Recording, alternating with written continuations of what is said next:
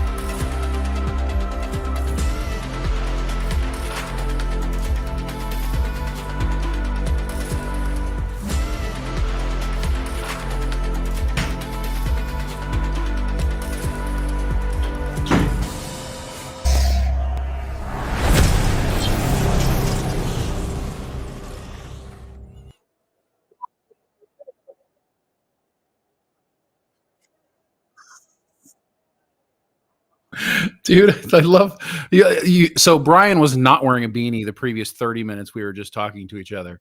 So he pops on screen with this beanie a la like East LA looking giant beard going on. This is absolutely hilarious. The truckers of America are grateful for what you're doing right now. Thank you. And it looks good on you. I thought it looked great. Nah, he's hiding his mane. It's long. It's long. It's getting long.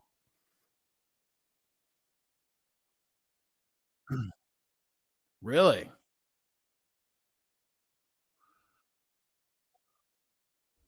Because there will be nothing to look at. Bummer.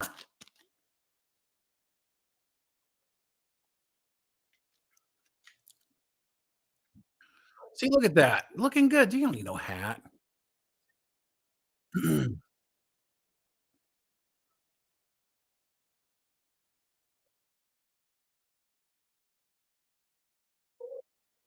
100%. Yeah.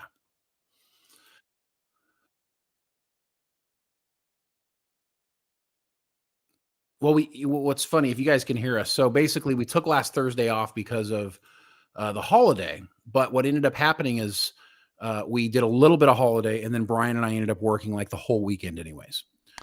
So, Okay. but it was other work stuff. It should be working now, right? You guys can hear me now? Can you hear me and Shane? It should be working now. Talk, Shane? Yes. Testing 1, 2, 3. I think they can everybody hear me. Yeah. Okay. I gotta fix that. I actually know what the problem is my mic keeps getting deregistered. So I'm like, I have to register it like midstream. All right. In fact, I better register it on this one too. Yep, there it is on the member section. Great to see everybody over in the chat. Cameron W. Actually looking forward to all three of these. Jeremy Snyder, our resident truck driver. Thank you so much. Josh Temple, Chappie, Archmage Frey, Doomed Huh, Diana Chavez. Nice to see you. And all of the rest of you here hanging out with us today. Hopefully you missed us. Like I was saying, we took Thanksgiving off. We probably should have just done a live show. I don't know if you guys would have been there, but it would have been funny. We should have done a live show while eating turkey. No, I mean, that would have been nice had we had turkey. We did not have turkey, guys. So this is actually really great. Our Thanksgiving was a disaster. And if you've been with us for a while, several years ago, Brian recorded a Thanksgiving feast where we pretty much go every year to our parents' house. Right. And you know, all the normal characters are there. So this year, they always put the turkey in the night before, let it cook like on low all night long. So it's nice and juicy and tender and buttery. Really good turkey, by the way. This year, our 85-year-old grandma, is she 85, I think? 90. 90-year-old. She's almost 90? Yeah. So she got up in the middle of the night and went over to the stove and turned off the turkey. Yeah. And then went back to bed and totally forgot doing it. Right. So everybody got up the next morning and the turkey was bad. So yeah. Yep.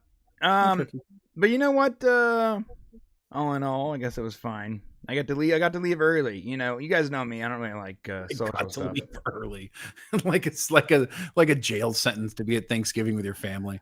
It's just not great, man. You know, it's not great. All right, We put out a video that morning. We did. I was also up all night editing. So yeah, that's true. You needed the sleep.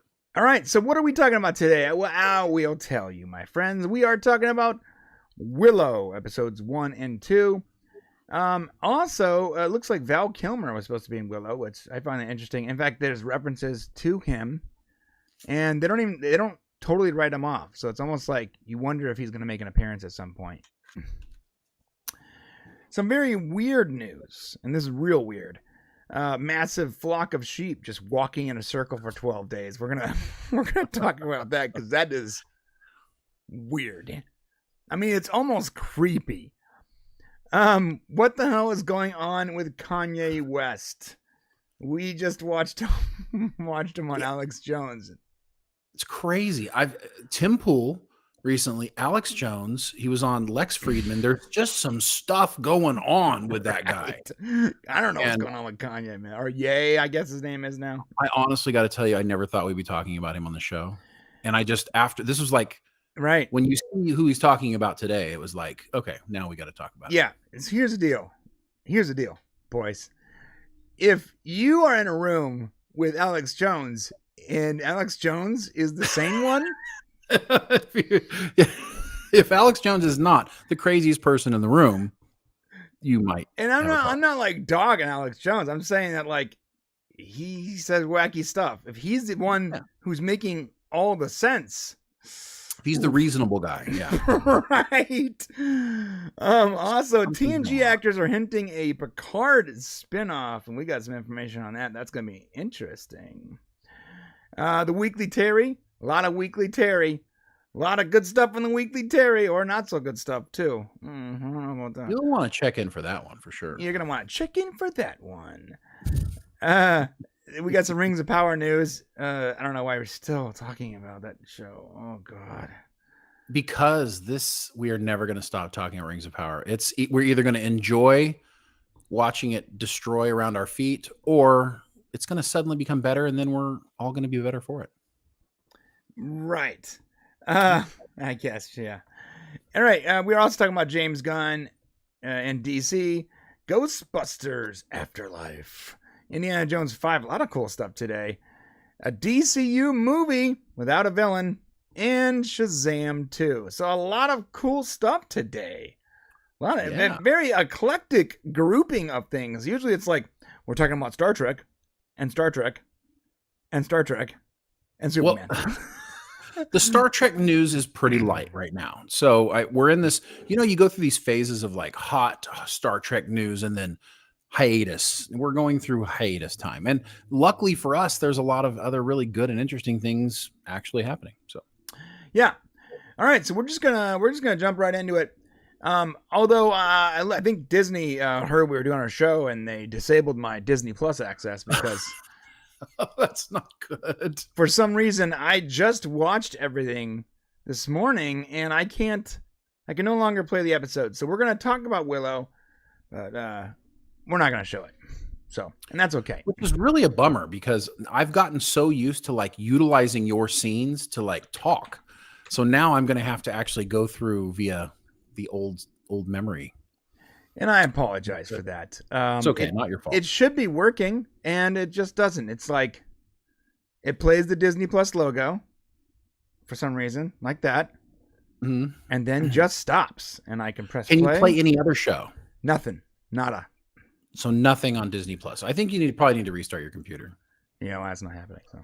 Or maybe shut down all your... Yeah, all right. It must be all the torrents I have running. I better turn all those off.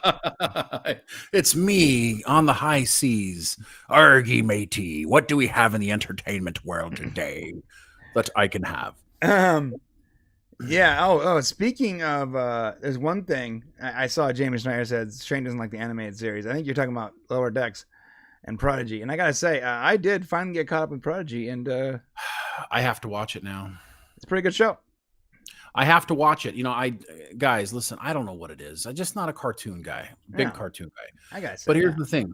I got to watch it now because now we're like finding out where Chakotay is and all the things I've been wanting to know for the longest time. And it's all happening through Prodigy. So I'm going to have to turn it on this weekend and catch up. So right. Instead of live action. And to be fair, in Shane's defense, I do believe that animation is cheating. I think it's cheating. Yeah. I like animation. I love anime. One of my favorite shows is Rick and Morty. It's like I look forward to it every time. But here's the deal: in Lower Decks, that's different. You're not dealing with canon. You're not dealing with creating canon, living up to expectations with that animated series, as opposed to Star Trek. You know. Yeah, I understand what you're saying right now. Right. But I also understand that we do have to know where everyone's. If it's part of canon, we should know where they're at. We need to know. And if it's official, we have to know. And they say it's official. However, it is cheating because you can do whatever you want with animation. And maybe they don't, but like you can. You could do whatever you want with animation. Well, I want to know where the floating badgie is in Star Trek canon. Like must have this this intercom, this communication device out there wreaking havoc, right? Oh no, it was like holodeck related in some way or something. Sorry. This is why I have problems. Right. Although Seth Badgie was quite funny, actually. All right, so we're gonna jump right into it, and we're gonna talk about Willow. And Shane wrote here for some reason, Willow woke. No, it says Willow. Oh, okay. I think you were Willow episode 1 and 2, and then like Willow woke episode 1 and 2. All right. Yeah, so I feel like this is actually 2 segments. Oh, let's get into So it. should we review it and then discuss it? Yeah. Well, we can't see it, so it doesn't matter. So I guess we'll just talk about it. But I would love for us to talk about Willow being woke. And I'll tell you why I want to talk about this, because Twitter has been strangely difficult to communicate with some people on a reasonable level lately. Right. So I think we should just talk about like, what is woke? Like, what does woke mean? And maybe how it applies to entertainment appropriately. I blame Kanye West. He's part of it. No, I'm kidding. Has nothing to do with if anything, he's on the other side. He's definitely not watching Willow. He's like, what? Willow? Is that a new drug? All right, we are talking about Willow, episodes 1 and 2 of season 1, and I'll start off with this. It is better than Rings of Power. Oh my God, that's literally what I was going to say when we started. Yeah, Brian and I didn't talk about this, and I 100% agree. Yeah, episodes 1 and 2 of Willow is better than Rings of Power. 100%. It's not as good as House of Dragon though. Yeah, but it's a different kind of story. Right. Like, it's a different type of fantasy. You can't really compare Willow to Game of Thrones. Okay. Like, it's different. So what do you want to start off with the good first or the bad first? Well, we need to give a little synopsis, right? Yeah, okay. I'll let you do that. So your memory is better than mine, and I don't have access to Disney. I'm like, I didn't want to do the synopsis without the video, but okay. So if you guys saw the original movie back in 1988 or sometime there since, Willow was a fantastic, unexpected movie where we had the wonderful Val Kilmer playing one of our favorite Mad Mardigan characters. You know, it was great having Warwick Davis. He played Willow, the little person. Are we saying little persons? What do we say? How we do? I don't know. So I'm just not gonna say. I don't know what's appropriate anymore. So I'm just gonna say it used to be Willow. Little persons, people. So I'm just gonna go Willow. But let's all represent the fact that he is a little person, and there are quite a few little people of shorter stature. Oh God, just continue. And anyways, in this show, yeah, and he's wonderful. He's great still. He is still wonderful. And in this original show, when I was watching the original Willow at the movie theater, it was cool. You know, I'm watching it, and I'm like, this little, this Willow guy's running around. But it didn't get interesting until Val Kilmer showed up in the story. Yes, that's right. True. Mad Mardigan shows up in the story, so they end up going through. I don't want to ruin it for you guys if you haven't seen it yet, but you should probably watch the movie before watching this. This is a continuation of the movie. But essentially, you know, they save the universe, and this baby is a key element to that. And said this series picks up essentially what looks to be about, I guess, 25 years later or so, right? I got the timing mixed up a little bit because technically it would be 34 years later, right? Right. But the characters, the young people in the show are definitely not 30 something years old. So the timing has me a little skewed, honestly. Right. Did you notice that? Yeah. Yeah. They're like, they're in their 20s probably. Dove, or not Dove. I mean, what, Alana or Elena, whatever. Laura. Mm-hmm. Yeah. Ellie Bamber is the person that plays her. And I was tripping out because I'm like, she don't look like she's 33 years old or whatever. Like, right. So there's like this, you know what? It's like they missed the timing a little bit because the way the characters would have worked out. So basically what ends up happening, we learn, hopefully you've seen the show, there will be spoilers. If you haven't seen Willow, pause us here, go watch it really quick and come back if you're worried about spoilers. Essentially what happens is years later, we find out that the queen, now the person who was the queen, who was the original character, one of the original characters in the movie, Sorsha. She's now, Sorsha, Queen Sorsha. She was the main character in the movie, and now she's like the queen of the kingdom. And all of the kingdoms, there's a bunch of different people ruling, and it's all peaceful. And they have the barrier erected so that the evil can't get in, right? Yeah. And so Sorsha marries, we learned that she marries Mad Mardigan. Yeah. Right after it's over. They end up having a couple of kids. And of course, they end up taking in Alora Dannon, who is the savior of the future of all the kingdom, right? Right. Essentially, the story starts out there, and we get this kind of, small backstory of what's happened with their kids. We find out Mad Mardigan was sent away, and a bunch of things actually occur. And then we find out that they get attacked. Somehow the evil gets in, and they end up taking away Eric, who is Mardigan's son and the queen's son and the prince, right? Yeah, played by Dempsey Burke. Right, and he's actually pretty good. I enjoyed his little take on Prince Charming, essentially. I mean, yeah, he was he was the most enjoyable part of the first episode for me. Oh, okay. I kind of preferred Amar Chadha Patel, Thorax, who plays Borman. And Borman was great too. Yeah, comic relief. He's kind of the guy who's locked up, who's in trouble with the kingdom, but is kind of like this rogue. He's almost the Mad Mardigan of this show, it looks like. Right. Kind of. But essentially, so they end up going on this quest to find Eric, and they send off essentially all the kids, which is kind of funny. But they send off an adult with them who ends up getting promptly killed. Immediately. Right? You got to be watching out around here.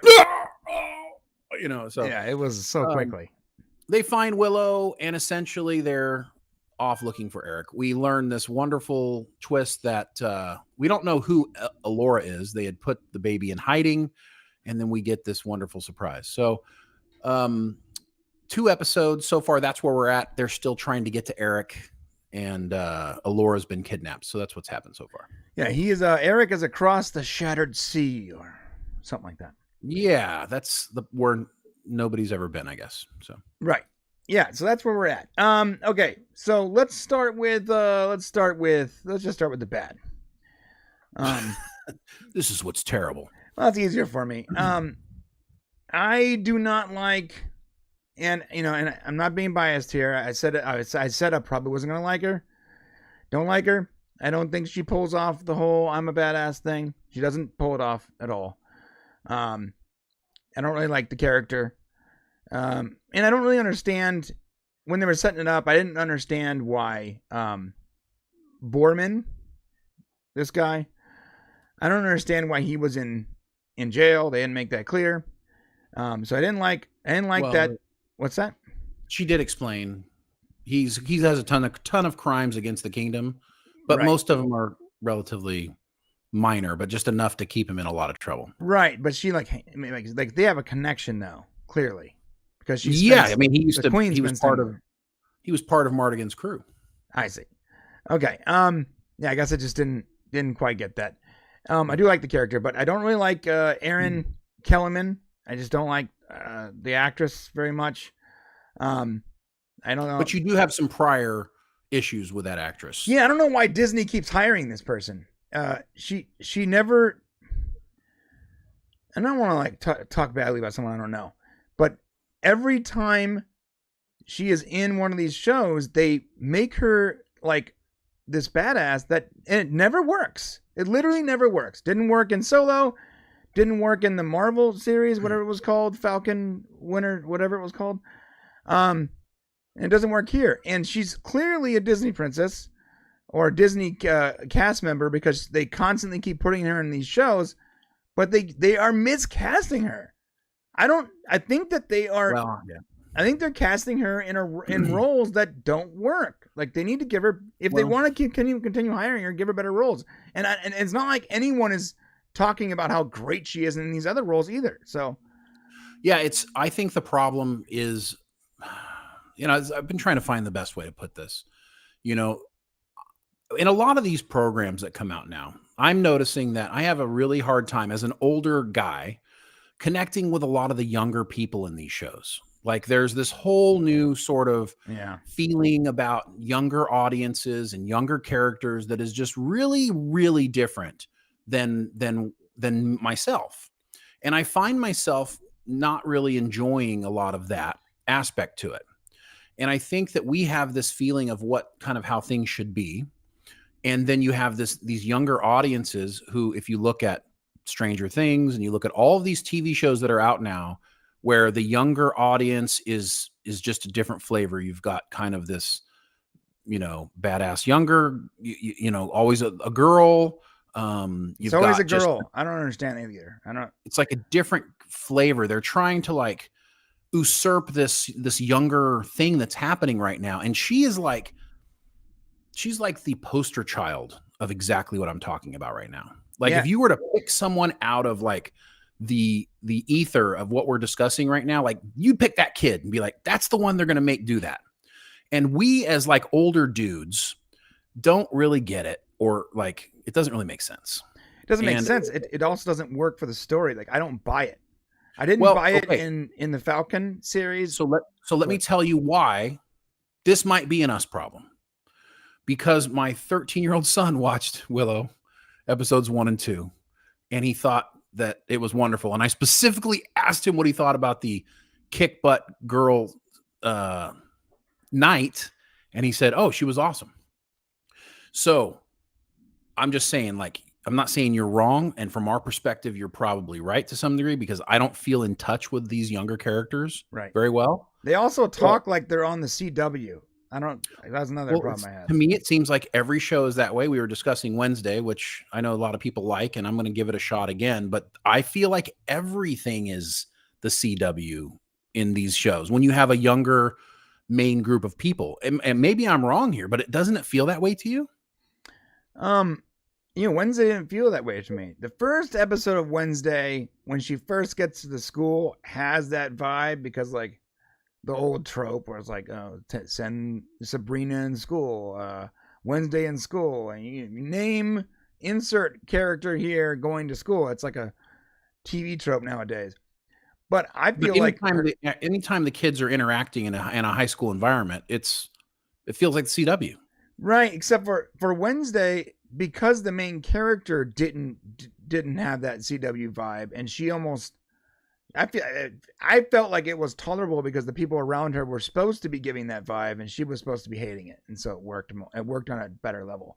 But this is like the medieval times, or whatever, right? And people shouldn't be speaking that way. It's not a modern day high school. So, and she's supposed to be a knight. Well, I wouldn't say Adam's family is either, but I mean, it's supposed to be modern day. They have cell phones and stuff.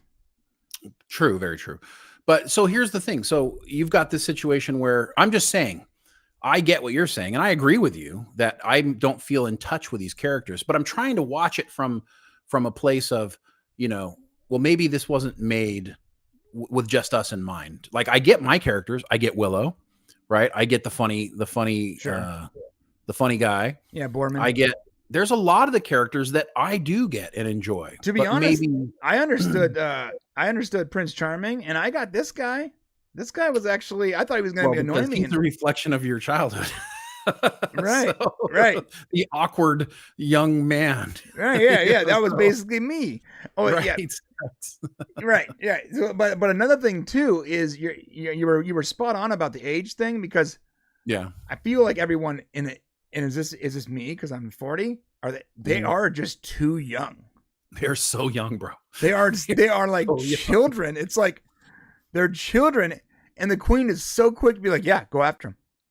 Yeah, I was like, whoa, that was even the princess was surprised. Oh, really? Oh, you're gonna send me? Right. So that's a great segue into the next thing I didn't like.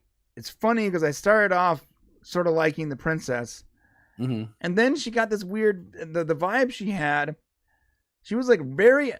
I don't understand how you can go from being okay with your position to being completely unokay with your position in a matter of like 20 minutes. It felt forced to me, and I'm not sure if that was a direction thing or it just wasn't. I think it was her character took a change. She became jealous. She became jealous of Alora. So when that element was introduced, and all of a sudden, for whatever reason, I'm not sure why, but something about Alora makes her, she's obviously kind of started attacking her as soon as she showed up. Right. So there's something there that she doesn't like about her. And it probably has something to do with the fact that Alora's supposed to be special. So that made her character look not great. You're right. So I was like, she's okay, but great segue there. Why is Alora, who the queen knows who she is and her identity, why is she working in the kitchens? Well, because they're hiding her. That was the whole point, is to keep her hidden because evil's looking for her. So that's why they changed her name, gave her a new identity, and they put her in a place where nobody would think she was. That's a bummer identity to have. Hey, listen, we need to change your name, give you an identity, and you're going to be a servant now. Well, and she didn't even know. Yeah. Like, she didn't know. And here's the thing is the queen kind of never wanted her to know. Like Willow, there was the flashbacks where Willow was like, let me train her when she was a little kid, right? Oh, I'm sorry. Quick thing. The flashback should have been Willow shaven, and the new Willow should have had a goatee. They did that the wrong way, just to be clear. I think young men goatee, right? So now, of course, Warwick's a lot older. He's got the long hair, no goatee. Should have given him a full beard or something. I don't know. I actually like Warwick's look a lot in the show. I love the long hair on him. He looks really good. And I will say they de-aged him appropriately. They did. Like I felt like he was de-aged. The de-aging thing definitely worked. But there's this whole moment where he wants to train her, and he knows that she has to be trained young or else the magic will never happen. And the queen secretly wants the magic to never happen. Like she thinks she's just going to hide away behind this bubble forever and everything's going to be okay. Right. But even though Willow and multiple people have now told the queen multiple times, the barrier is not going to hold forever. Right. She's lying to herself, just like people do. This is what people do. Although the barrier is cool as hell. The barrier is cool. And we're still doing negatives, right? I'm sorry. Yeah, you're right. My bad. I apologize. Go ahead. Well, no, I was just going to say a positive thing for me is that there is definitely some human mistakes, frailties, problems, issues. There's no perfect characters here. Right. And I kind of like that about the show. Okay. So my final negative, and I'll hand it off to you. And I'm not trying to harp on it. And maybe you're right. Maybe it's because it wasn't made for me, but that's my final negative, because we are the people that are going to have the most connection to this. So I understand how you want to make it for a new audience, but you can make it for a new audience and still respect the audience that is going to be the most excited about this, the people that grew up watching the movies. I don't feel like it's better than Rings of Power, but wow, that's interesting that you say that, because I felt like they were very true to the origin story. They were true to the origin, but the characters all have a bent that doesn't speak to me. Borman is probably the closest character. Like, I like Willow. Borman is probably the only character I actually believe is a badass. And can I ask you a question? And this will probably put a big thumb on it for you. Which characters were most important to you in the movie? Willow and Mad Mardigan, right? Yeah, and Mad, yeah. So what did you just say right now? You said Borman and Willow. Yeah. So now you have your two characters. So was there anybody else from the movie that really mattered to you besides maybe the brownies? Oh, the Queen. Not really. The Queen. That was like kind of. She was like one of my first. Her and Carrie Fisher were like my two first crushes in life. Yeah, I mean, she was cool. But so what I'm trying to say is they've really just added more characters here. There's more of it. Yeah, and see that's unnecessary. I don't know if they need so many characters. I also feel like the princess, Ruby Cruz's character and Ellen Callan's character are pretty much the same character. They serve the same purpose. They both fight. They both like. I understand that. True. I mean, they don't like, aside from being different people and having different positions. They really there's a divergence in personality and character. So one is very loyal, right, and wants to do what's right for the kingdom. The other one is more selfish. That's true. But like, so if you're setting up a quest, do you have two healers, two blasters, two tanks? No, I mean, like, no, but we have all tanks. Like, and we get a little magician with Willow. So all of them are fighters, except for Nora, I guess, is going to be like in the classic. Let's talk about Wizard of Oz, Star Wars, Stargate. Every movie that has like the quest elements to it, you have the various characters that sort of make up. In fact, I would argue that most of these archetypes were. What's that? Can you just put up a new background when you get a chance? Oh yeah, how about Tired of looking at this character? Yeah.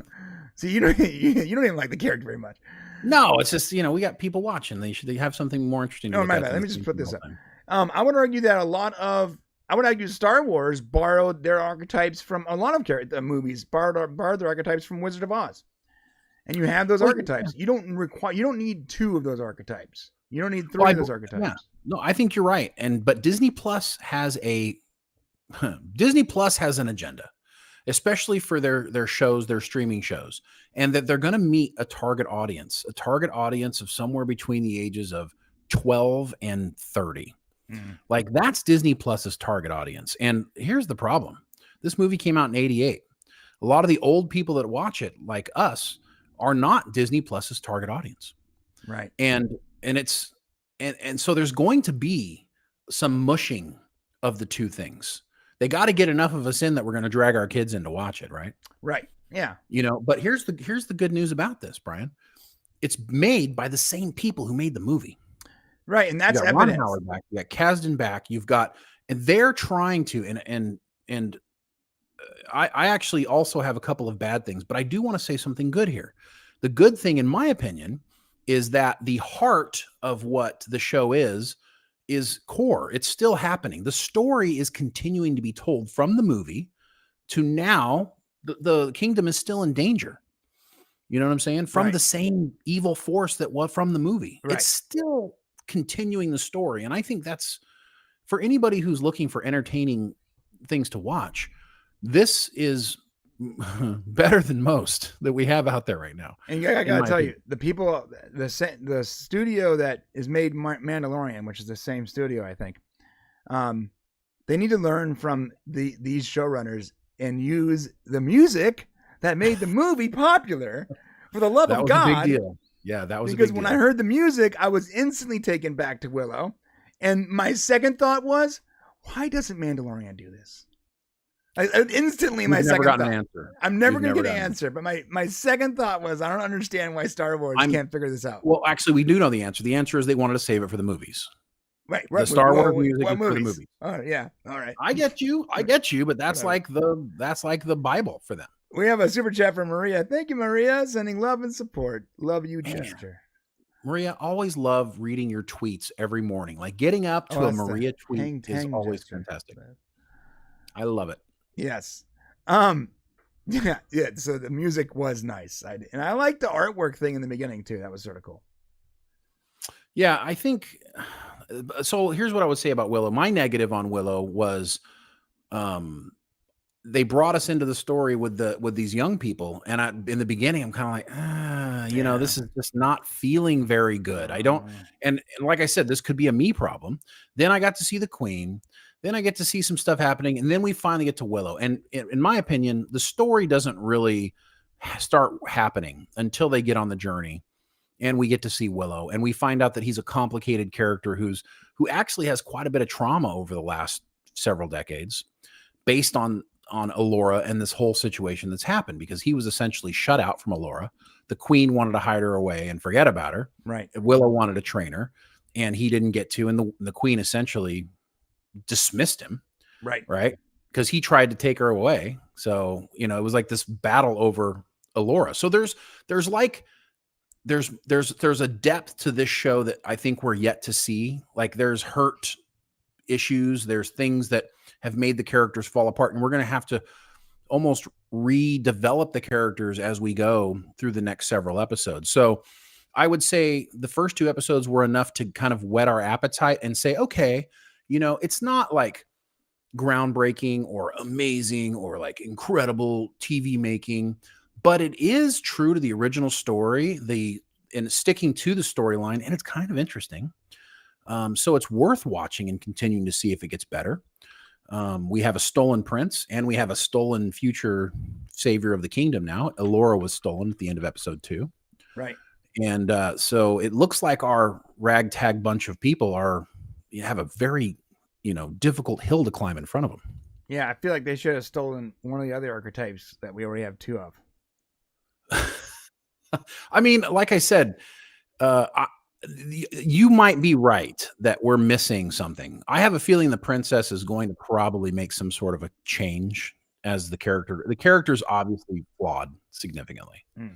Her and Jade are having, as we get into the season, episode 2, they're fighting right now. They're arguing because the princess is making poor choices, selfish choices, and Jade wants to do what's right for the kingdom, so she's trying to follow Willow. Right. You have this like infighting happening, right? So there's lots of things occurring here, and now they're off again. And I just think there's enough intrigue here for people to continue watching the show. And I think, I don't know. I think it's going to be a good show to watch over the next several weeks. Yeah, I gotta say, I'm not turned off yet. I'm cool with it. I understand they couldn't have Mad Morgan in the show. I understand the difficulty with but his story's still there. The character's still in the show. Right, but why did they have to make him like a deadbeat dad? Doesn't that sort of hurt the character? He's not. He's not a deadbeat dad. Yeah. So they unraveled his story a little bit. We're learning more about it. He left for a very specific reason. So you're saying there's going to be more to it than what they already said. They've already given us more. The Queen, we learned the Queen sent him away on a special mission. He never returned. So yeah, in the eyes of his children, he's a deadbeat dad, but we've already learned that he's not, right? But we just don't know what exactly it was he was doing. Why didn't their Queen correct him for that? Oh, that's cool. I don't know. That's something else we gotta learn. Yeah, we gotta learn that. One more good thing for me is that Warwick Davis's actual daughter is in the show. Oh, really? Yep, that's her. That's his actual daughter. In fact, his actual son is at some point going to make an appearance in the show too, which I think is awesome. His daughter's playing his wife. No, his daughter's playing his daughter. Oh, was that his his wife or his daughter in the show? Yeah, I missed that. Yeah, we have not seen Willow's wife yet. But his daughter is playing his daughter. Well, then we're not going to see his wife. We're not going to. We would have seen her. Yeah. Well, that's I thought awesome. She was great. Yeah, that's great. I love that so much. Well, and her acting was great too. Like she really compelled him to go on the journey. Like he's obviously suffering from this thing he said where he basically didn't care about. He said, "I don't care about you. I don't care about Allura. I'm not going to help you." Now he's got to change this entire philosophy he's felt probably for the last 15, 20 years. Right. And his daughter helped him get through that. I thought that was great. Yeah, I thought it was great, and I felt genuine concern for her when she met up with the bad guys at the end of season 2.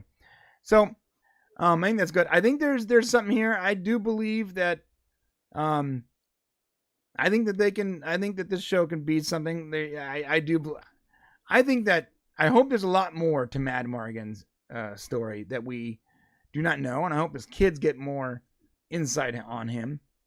That's one of my favorite characters of all time. I understand they can't bring him back because Val Kilmer just can't act, right? Which we're going to talk about here shortly, and we're also going to address the one thing we really haven't addressed so far, and that's the gay character situation, which we'll talk about right after this review's over. Yeah, and that was a little jarring for me, but whatever, it's fine.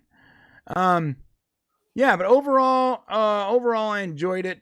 And I gotta say, as far as Rings of Power is concerned, just as a comparison to two, because it's a very apt comparison here. You have movies I watched when I was a kid that made series, movies I watched when I was a kid that made series, both in the fantasy genre. That's why I'm comparing them. And comparing these two things, I was falling asleep for the first 2 episodes of Rings of Power. I literally could not care less about a single character in Rings of Power. I had no interest in it the entire time. None of the characters grew on me. For Willow, I like Borman. I like, I'm going to get the name wrong. Elora. Oh, Elora. I liked, the princess, whatever. And I liked, Queen Sorsha. Queen Sorsha. So I liked all the original characters, and as far as the new characters go, I do like the prince that's with them. I think that he has a weird archetype. He's almost like a support character. Like he understands the language. Don't really understand why he's there, other than like he was shamed into going with her. Oh well, I mean, I think his dad's like, look, be a man. Like you haven't, like that character has his own problems. Like his dad's obviously disappointed with the man he's becoming. And you look, he's got his specialties, right? He let Elora know, look, I know about books and I can help you learn this magic, if you want, blah, blah, blah, all awkward like he was. There's this character. What's great about the show? All the characters have depth. There's levels of depth to the characters that we don't see in a lot of shows these days, like Rings of Power. Yeah. So there's depth. Each character has his own thing going on or her own thing going on. I think some of the depth is perceived though. Like I don't get very much depth out of this. And I could be completely just overlaying my thoughts because this actress is constantly being portrayed in this role and doesn't work. I think you are, because this character has quite a bit of depth. She was about to leave. She's got a crush on the princess. Right, she's about to. Does she have a crush on the princess, or is the princess have a crush on her? No, she has a crush on the princess, 100%. Yeah, I couldn't. She's the one who looked at her when they opened their eyes and their hands were kind of close together, and she's looking at her. The princess may have a crush on her too, to some degree. Maybe he isn't aware of it, but this one definitely has a crush on the princess. Okay, right. The princess is about to marry this other guy. Yeah, so if they somehow manage to sell me on this character, then it's a win. But yeah, well, just as of right now, I'm in order to enjoy it, I just have to sort of ignore her. I think you need to stop, if you can, just stop taking the try not to look at her as a girl, right? Try to just look at her as a potential knight, because her goal is to be a knight. That's what she wants to do. A knight for her kingdom. She wants to fight for her kingdom. She's loyal to everything going on there. So maybe just try to eyeball the character that way going forward to see if something feels right, and kind of get rid of the things on the periphery that make you want to judge the character. Yeah, but you know what I mean? The Falcon and Winter Soldier thing. I get it. I get it, dude. Old stuff. Listen, no, but she's playing such a similar character again. 3 roles, 3 Disney roles. She hasn't been unlikable. She has not been unlikable. She's not bitchy. True. She's not angry. She's not, what I'm saying? That's true. In all those other roles, she was constantly angry. Yeah. Right. That has not happened here. So it's like there's that thing going on. That's so fair. You got to kind of, I don't know. She might end up being garbage. Let me tell you, though, that Warwick Davis did not miss a beat. No. Yeah. What's funny is, yeah, you were telling me, I was like, listen, if Willow isn't about Willow, I'm out. Right. Like I said that. I said before that we watched the show, I said, listen, if Willow isn't about Willow, I'm out, dude. Yes. And you were like, I'm not sure if the little guy can carry the whole I show. was sure. I was like worried about him, Right. But he does it. Nah, he pulls it totally off. does. He pulls it off. Totally, I mean, man. he gives it to the queen, dude. He's not just taking it sitting down. You know what I'm saying? He's right back in this role. And you totally buy that he's an older, wiser version of Willow. Although, this might be a negative. I really hope that he gets to actually show us some of his sweet sorcerer skills, because I hope so too. So far, he's just been doing the normal Willow stuff that we've seen before. I think it'll happen. If they unleash it now, it's not going to mean anything when we get to some sort of a crescendo in the show. That's true. We need him to save it, because once it's out, now it'll be done. You know what I mean? Right. Yeah. We need in some dire moment, we need him to just raise his hands and just be a boss. We need that. Did you see that nice throwback when Queen Source is like, "Oh yeah, what are you going to do? Your disappearing pig trick?" Right? Oh, right. Back to the movie. I mean, it's just like, so she was a little mean to him too, which I didn't understand that. Well, she's scared, man. She's scared, and she thinks she doesn't want Elora to come to her magic and then possibly ruin everything that she's got built here. She's in fear of her kingdom being taken. She thinks that the shield's going to protect her. So she's operating in fear. That's what I love about this show. The characters are operating based on human emotions that everybody feels and is reasonable and we can recognize. So, I mean, is it the best show on TV? No, but it's definitely not a bad show. So, you weren't aware of this character being what's her name? Elora, right? Elora Danan, yeah. Until he revealed it, you weren't really aware. But when she went through the barrier, that wasn't like a hint for you at all? They all went through the barrier. No. She went through the barrier face first. They went through a doorway built into the barrier. Oh, I didn't see that part. Really? Yeah. So they went through the doorway. She ditched them, and she walked. I saw that on a lot, and she went through the barrier as a person. A barrier that was supposed to block everything. She was able to walk through it when they had to go through a doorway. That's why I was confused, because somehow I missed the moment when they went through the barrier, and I'm like, how did I miss that? I just assumed they walked through it as well. So yeah, that would have been a good giveaway that she was special. Interesting too. No one was concerned on how she even got there when she showed up. They were like, oh, so we gotta admire her persistence. Like, hey guys, aren't you? No one's asking the question on how she got there. Well, she rode a horse there. No, she was walking. No, he got her off of a horse. He grabbed her. Yeah, no, he came out from behind the tree, the Borman, and grabbed her. She was on a horse. No. She wasn't on a horse when they found her again through the barrier. She wasn't on a horse. Oh, no, she was walking. Yeah, you're right. I don't know what that was all about. Yeah, they should have been like, "Hey, how did you get here?" Well, I mean, my first question would have been like, how did she get here? Well, she walked really. Yeah, I guess they weren't far from the barrier where they camped. Right. All right. So that's pretty much it for me. I'm gonna keep watching, and I think there's a lot of potential here. I think there's a lot of promise. I hope that there's a lot more to Mad, because that's my favorite character, and I hope they honor Mad Morrigan. I understand that Val Kilmer can't be in it, but they need to honor Mad Morrigan. Yeah, I agree 100%. And we're going to talk about more of that here coming up soon. Yes. Okay. That's it for the review. So you want to jump into the next portion of it? Yeah. So I just think we didn't really address it. And I'll tell you why we didn't address it, because there is not much. We didn't address any of the gay issues or the woke issues, because that has been a huge headline for Willow. As soon as we found out that we were going to have essentially one or two gay characters, the whole Twitter verse and everything is kind of blowing up. It's like, oh my God, Willow is now woke and all this is going to happen. And Kasdan came out with an article. He did an interview saying, well, yeah, it felt like a natural, we didn't set out to make anybody necessarily, gay, but it just kind of worked that way while we were developing the characters.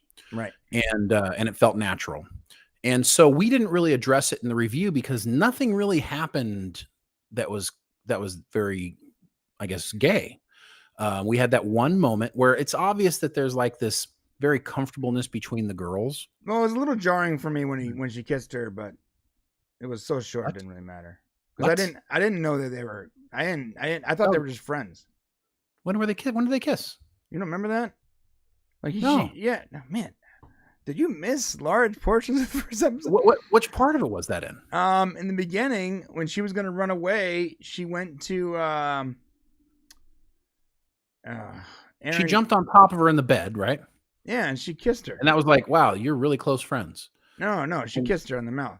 Like she kissed her. And I keep turning Aaron away Kellyman's one time.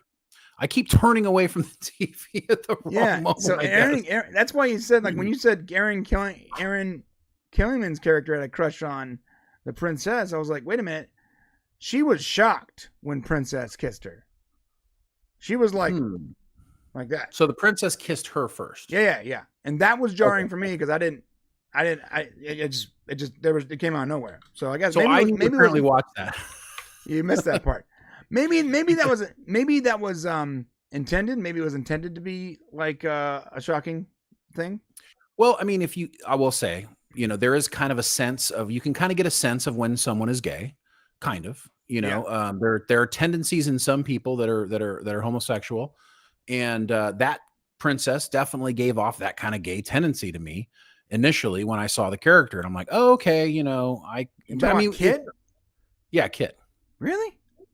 I did, yeah. When they were doing the sword fighting, and there was this kind of this moment. I didn't get that vibe at all. I did. I got a little bit of that vibe, and it might also be because you kept telling me that she was going to be gay, so maybe that's part of it too. Yeah, I actually thought I was wrong because when I read that leak, I was like, oh, maybe I'm wrong. This isn't working. This isn't working out the way the leak read out. I did feel like there was this like intimacy between the two characters, and maybe I was perceiving it. I don't know. So you get the kiss. I guess I missed that, so that takes me out a little bit here. But it was super hot. It's not that. It's I'm kidding. It's not. I'm just giving you a hard time. Okay. So, anyways, and then there's the later scene where they're sleeping next to each other, right? And there's the hands are kind of close to each other. That was the only moment I saw that I thought that gave credence to. Yeah, they didn't overdo any of the. It wasn't like overdone or whatever. The kiss must have happened so fast because I was only looked away for a second, I'm guessing. I was like, yo, Kit, hashtag me too, bro. Get consent first. Just wake someone up and start making out with them. That's not cool. No, wait. Yeah, she did wake her up, and she was straddling her. That's right. Right. And I was like, bro, hey. I'm like, well, I definitely think there's something going on here. But okay, so regardless, let's just talk about the big question in the room is it woke? I mean, and I think we should probably define what woke is. It didn't feel woke to me. I mean, there's some problems with the show. I didn't think any of the problems were woke based. So let's define woke. Okay, real quick. So woke is, in our opinion, when a show uses let's just say the current social construct of what we're dealing with, and they use it in a way to preach to us as an audience, to teach us on how you should behave in this current social climate. Right. That to us is what woke is. So when we watch a show like, I don't know, Star Trek Discovery, right? We're like, oh, woke. Okay. They're trying to teach us how we should feel about this. The ship is gay. I didn't even know the ship had a pronoun. Okay. So that's the definition of woke. So that is woke. Okay. Right. Now, but the appearance of gay characters in a show does not necessarily mean that it's woke. Is Rings of Power woke? Was there anybody gay in that one? Well, I mean, I don't know about any gay. Anything it is. Gay. It feels woke. It feels actually, woke. It feels more bad, just badly made than woke. Really, I mean, it's like just a badly written show. It's a really bad show, right? It's a bad show. It's like you almost want to call it woke because woke stuff's bad. And you're like, oh, look, woke bad, and you're like, oh, maybe it's just bad. Yeah, maybe it's just bad. Well, like it's just horrible.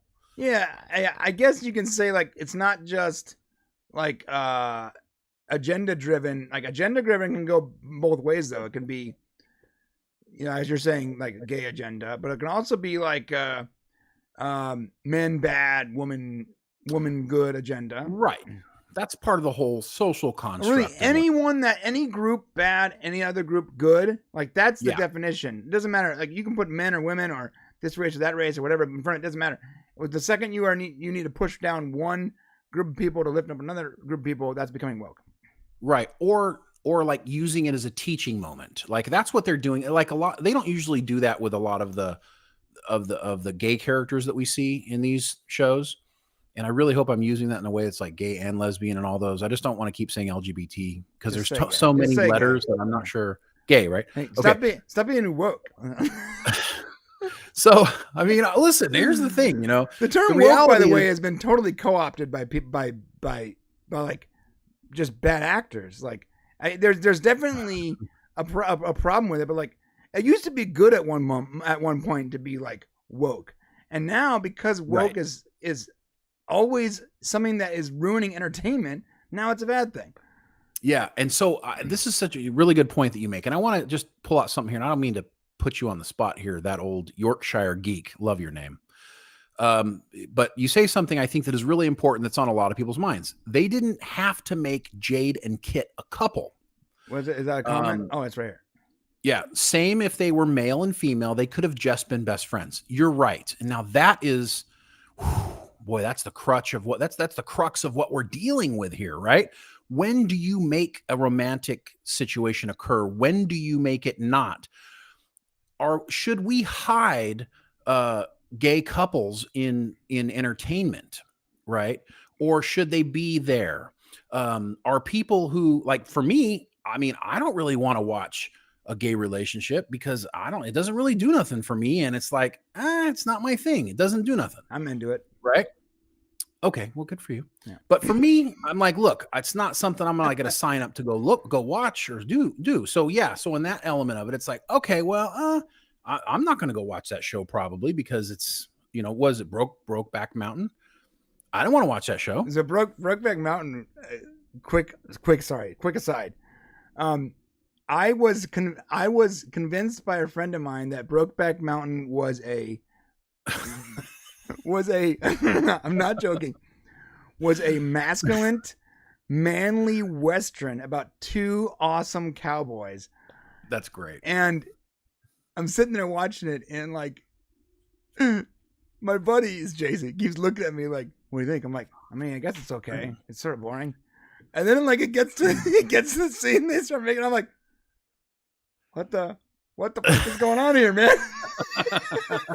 Well, so yeah, that's a great point. So it's like, look, listen, we understand that there are human beings out there that this is their preference and they like to do that kind of thing, but I'm just not really that interested in watching it necessarily. Not that I mean, frankly speaking, I'm not really that interested in watching guys and girls make out necessarily. Depends on my mood. Right. So I think the point is like, so the point of this is some people are saying like this, they didn't need to make those characters like that. But at what point in our civilization do we include characters like that and that it's okay because it's natural, because it is a part of our world? 5% roughly of the population is gay.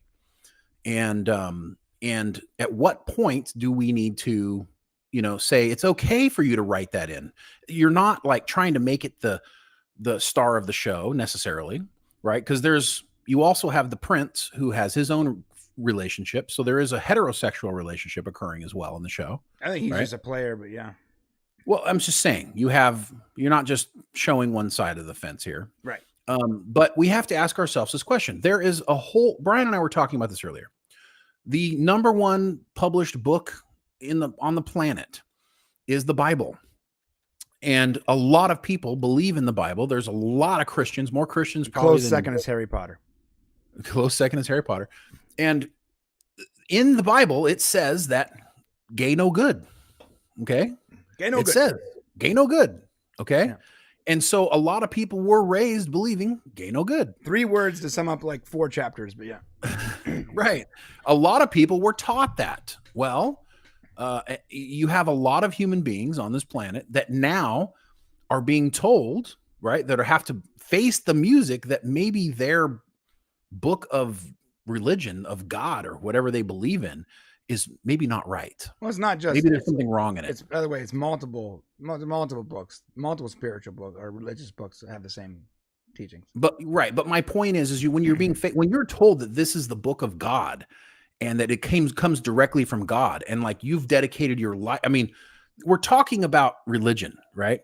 So there's a lot of people out there who still believe this, who still like go, hey, this is the Bible. The Bible says bad, God good, all this stuff. And so when you're faced with kind of a reality, well, shoot, maybe that wasn't so right.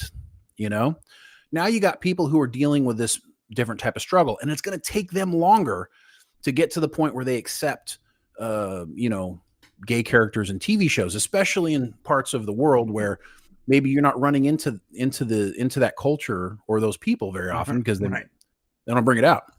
So when a show comes out and says, oh, there's going to be a gay character on the show, and when you see people immediately tweet, oh, it's going to be woke, it's going to be terrible, it's blah, blah, blah, it's going to be that, we have to ask ourselves, should we give a show the benefit of the doubt to find out whether or not it's going to be woke? And remembering that woke doesn't mean, oh, there's a gay person, therefore it's a bad show. If you guys have ever seen My Best Friend's Wedding with, I just drew a blank. I was talking to you about it earlier. Do you remember? With the redheaded actress who's been in all the movies. Anyway, that sums it up. If you've seen My Best Friend's Wedding, the Julia Roberts, the best character in the movie is this gay guy who keeps like trying to talk her down off the cliff, right? Dermot like singing Maloney. and stuff. And I got to tell, no, he was actually her. Oh, the guy. Rupert Everett then? Rupert Everett. He's like the greatest guy in the whole show. Is that a woke movie because he's in it? No. I haven't seen that movie. You got to watch it. It's fantastic. Having a gay character in a show doesn't make it woke. And if you are saying that, then you might want to just reevaluate your situation and to kind of figure out what it is you believe. Now, listen, we still have a long ways to go figuring it out, but we believe woke is, agenda driven, and just having characters in it is not necessarly woke in itself. Can I play devil's advocate here on behalf of people when they go, oh, this movie, this show, that whatever is going to have, they're announcing that there's gay characters. Well, what's the track history though? Like what it normally happens when a studio, especially this one, comes out and announces a gay character. Like when they start the show, when they start off the conversation by virtue signaling, the track history is most of the time those shows, those movies end up being woke disasters, not because of gay people in it, but usually in spite of. Right. Well, this show didn't do that though.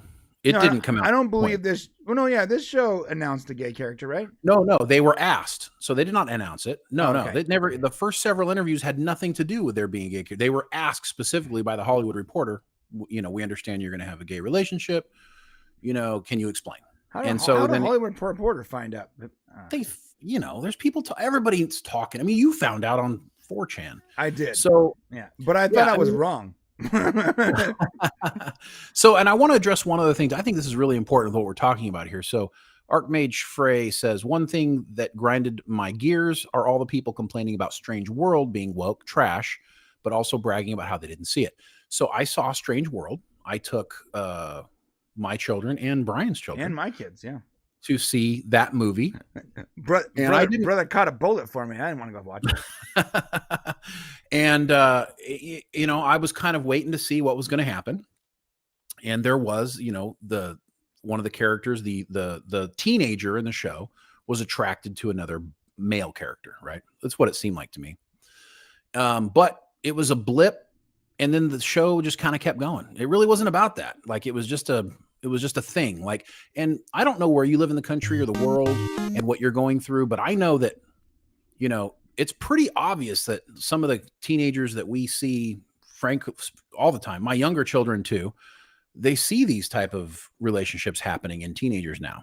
Mm-hmm. I don't know if it's that way for everybody else. So it didn't seem terribly odd for that to be the case. Now people would argue my kids don't need to see that. Well, I would argue that your kids are going to see it anyways, because it's just a part of our culture now. Yeah. What did I tell you? I was like, listen, I heard this show might be, woke. Right. I said, I was like, can you let me know if I need to deprogram my kids? Right. And it's not woke. That's what I was worried about. To be fair though, the telltale signs are there. Like they weren't promoting it properly. It's going to be in movie theaters for like 2 weeks and straight to streaming. Like what are they? What are they afraid of? And why? That's a different mistake. Yeah. And why isn't it getting like so many? Like, it's a Thanksgiving weekend animated movie. How is this not like the talk of the town? How are they not promoting it?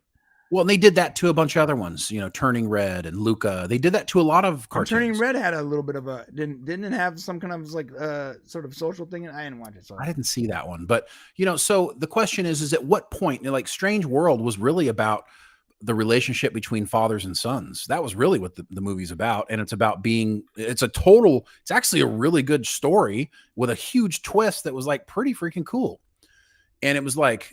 But there's this small element of, well, this teenage boy likes another boy, and there's no like relationship or physicalness to it. It's just a crush type of situation. Yeah, it was a byproduct. Yeah, I wonder why they didn't promote it though. Almost like, are you ashamed of this? Why isn't it releasing in China? Like, so weird. Well, there are countries that don't accept, gay characters. Remember the Wakanda Forever poster? It was just the white guy. I know that was funny. I mean, so about being woke. And so is Willow woke? Willow is not woke. Okay. Strange World was not woke. If you have a problem with gay characters being in movies and TV shows, then you're probably not going to like it. But you really probably should just ask yourself, like, why do I have a problem with this? Like, and does it go back to my belief system, or, it's just time for everybody to kind of take a look in the mirror, because all of my relationships, I spent 20 plus years in the Navy, guys. There's a lot of gay people in the Navy. Okay. I don't know why they choose the Navy. You can sail the 7 seas. So I had a lot of friends who struggled with being gay in the military. It was hard for them. And, didn't necessarily want to be gay. So, I mean, there's a lot of people out there who don't understand it. And I would say, there's a lot of gay people that are struggling with trying to fit into society and culture through no choice of their own. Yeah. So bottom line is, I don't think Willow is woke yet. I don't think it's that way. There's a way to do any type of character when you're referencing their sexuality is like you would do in regular life, and it doesn't have to have a bearing on the story. A perfect example, and as someone mentioned earlier in the chat, is Quantum Leap. Character Ian is non-binary, and his sexuality has no bearing on the story whatsoever. None. He's just a character on the show. But a lot of people said Quantum Leap is woke. Well, to be fair, looking at like the cast list requests, it looks like it's gonna be a woke disaster, but it wasn't the case though. I mean, can we just say? I mean, is it fair that we can just say, let's watch an episode before we decide? That's fair. Because that's what's happening is everybody is damning this stuff. I mean, it's not wrong to say, well, is it going to be woke? That concerns me a little bit. I don't want it to be woke, but maybe we should really hold judgment or finality and let's get the headsman out here. No, let's wait. Let's watch an episode. Let's see actually what they did. And you don't got to watch it either. But just like with the Strange Worlds thing, like complaint, it always, what really grinds my gears is when people review things that they've never seen. That drives me nuts. Like we're gonna be talking about Picard today, Star Trek Picard season 3, and like so many people are already, and I get it. There's a track history. It's like you go, oh, well, there's a track history. The studio is trying to push an agenda. They've done it. Paramount's done it. Disney's done it. And I when you see it, you immediately go, up. Here we go again. And I get that. I totally understand that because it drives me nuts too. But starting off with a definitive statement that this is bad because it's woke, because there's this, and having never seen it, that's not really fair. Either watch it and review it or don't watch it. That's cool too. But like pick a lane. Like you can't have both. You can't be cake and eat it too. Yeah, I think you're right. So anyways, I kept running into people who kept doing that. And so I thought we should just talk about it a little today. And yeah. And to be fair, Matt, I'm not talking about you. I know you always watch, man. I know. Oh, Matt always watches even when he doesn't want to. He's like, oh, I had to watch that. Well, I quick shout out really quick here to Matt Vader 74, Salty Nerd Guys. Always great. And also we got Talking the Orville here. We got JP is in the house. Glad to see you over here, brother. And congrats on your pending nuptials in Vegas. I think he's in Vegas right now getting married. So anyways. Oh, wow. Appreciate all you guys. Awesome. Yeah. Yeah. Matt Vader. He watches stuff. Matt Kadish has him watching things he doesn't want to watch all the time. That's Matt. That's me and like Brian making me watch stuff all the time. I totally get it. Yep. You got to watch Wednesday. I'm glad you like Wednesday, by the way. It's a great show. Yeah, I got to try. All right. Let's move it on from this. Hit that comment section on the way to... hit the subscribe button on the way to the comment section. Let us know what you guys thought about Willow episodes 1 and 2 and all the other stuff we talked about, because that's now an hour-long segment. So, cool. Sorry. Hey, we don't have a rant of the week this week, so I thought that would be... There was your rant. That was our rant. Basically, just because something has a gay person in it doesn't mean it's bad. I mean, that's it. You know what? We could have saved 59 minutes and 45 seconds. You could have just said, yeah. I feel like that is a pretty normal, reasonable statement to make. Just because someone is gay in the show or movie doesn't mean it's automatically bad. Yeah, of course not. Of course not. Oh, thank you, Old Yorkshire. It says, I am willing to give Picard season 3 a chance because Shane's velvety voice says it's good. Yeah. Thank you. Yeah, it is really good. And it is really good. You guys so love it. It's going to be so great. Matt Vader, are you going to watch Picard season 3? You better. Like, listen, there's a few people out there who should just trust us. It's going to be good.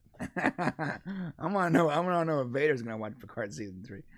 I put a tweet out there. So, let's not talk about it yet because we still have a Val Kilmer thing. Let's finish off this Willow thing so we can move on really quick. I thought we were done with it. Oh, you want to talk about Val Kilmer?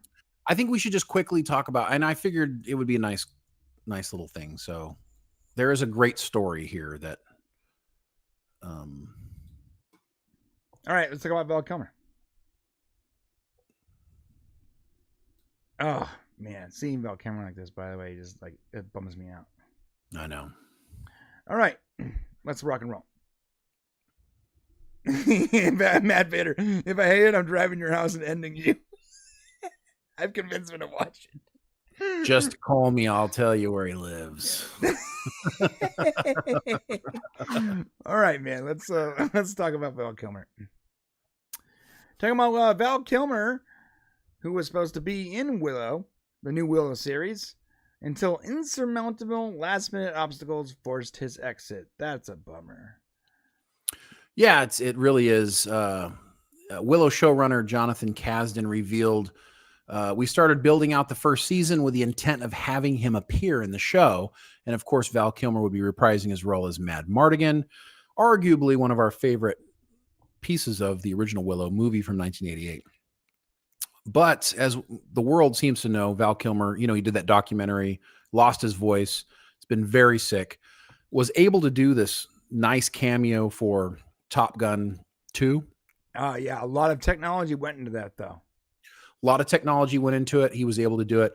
When Willow started filming during COVID, the actor, of course, had been diagnosed with throat cancer in 2015 and just wasn't able to stick with the Disney Plus series, wasn't able to travel over to across the pond where they were filming it. That's unfortunate.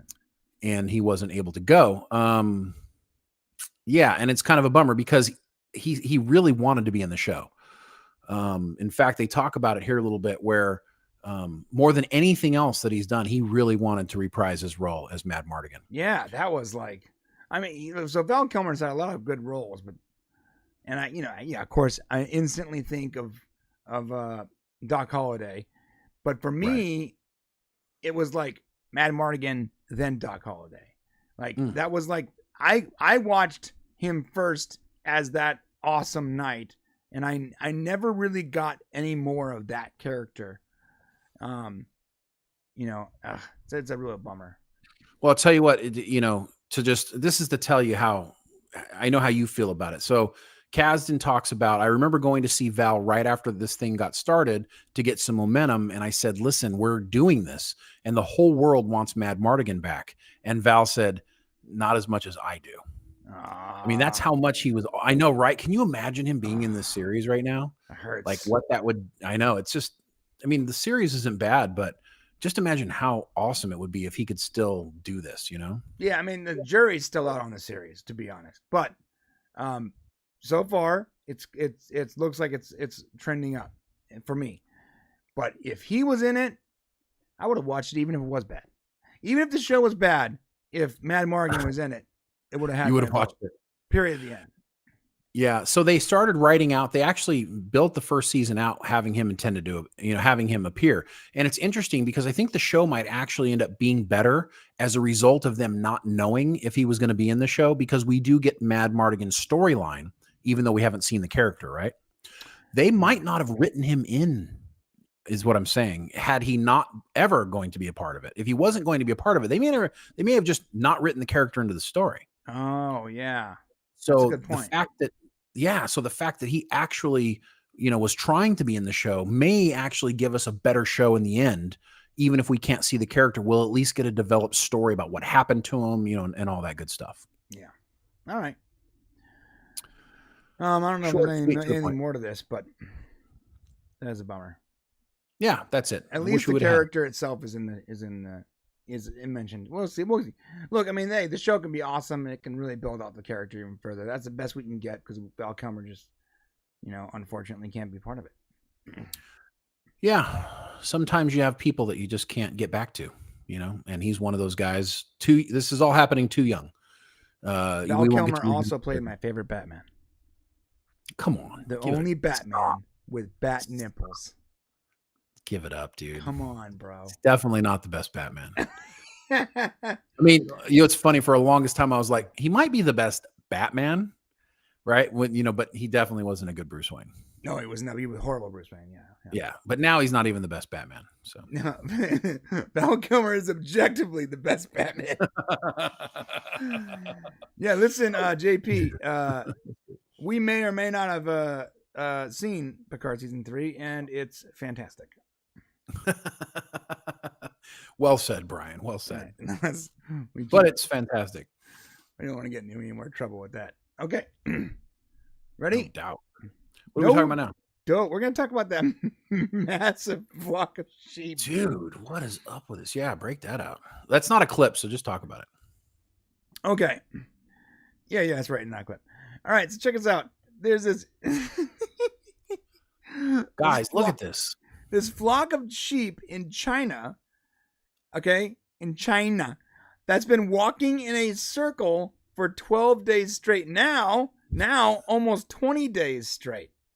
Okay, look at this. What's going on? Aren't they dying?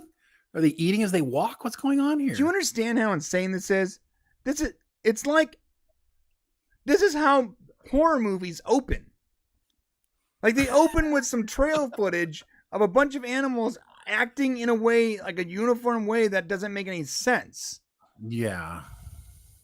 What are they doing? Can someone tell me what these poor sheep are doing?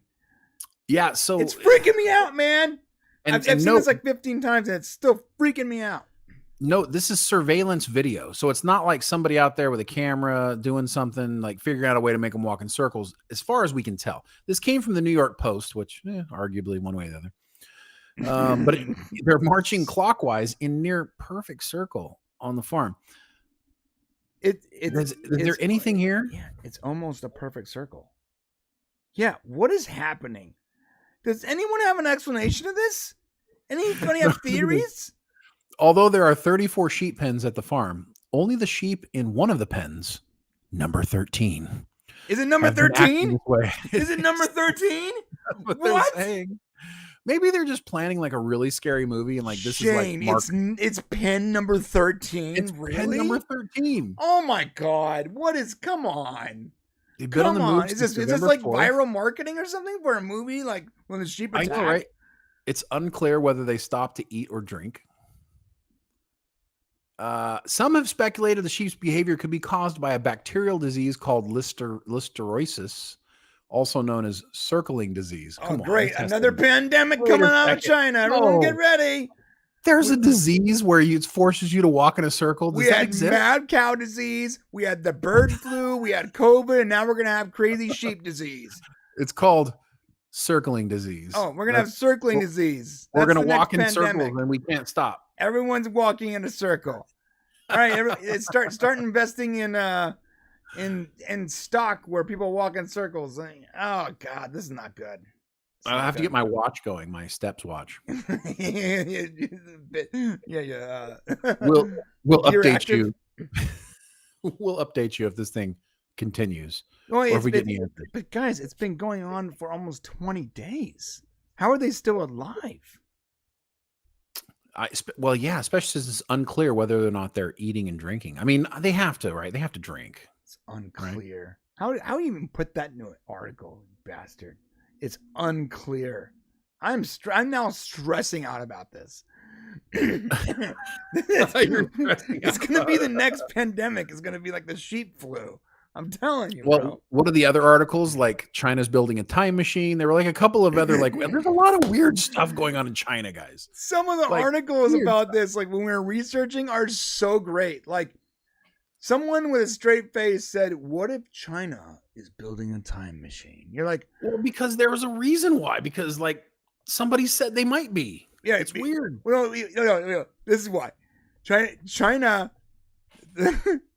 The University of China, where they're building like a particle accelerator, said, "No, we are not building a time machine."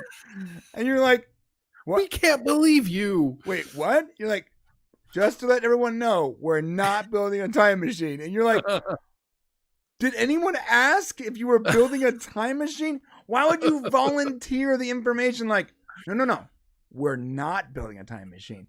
No one even asked, "Are you building a time machine?" But they went and referenced. They went and sent an actual press release that very clearly said, "Just to be clear, we're not building a time machine." What a weird thing to say. I think it's like psyops. And now it makes me think they are building a time machine. Right. I think that's the point. Like I think they got these giant underground caverns and tunnels in China where like military go into and stuff. Right. We don't know what they're doing in there.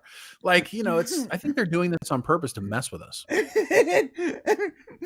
the government puts out a press release informing the scientific community, we're not building a time machine. My God, dude. Now that sounds like an episode of Rick and Morty.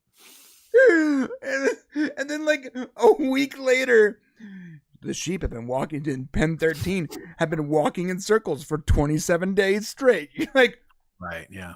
Bro, what?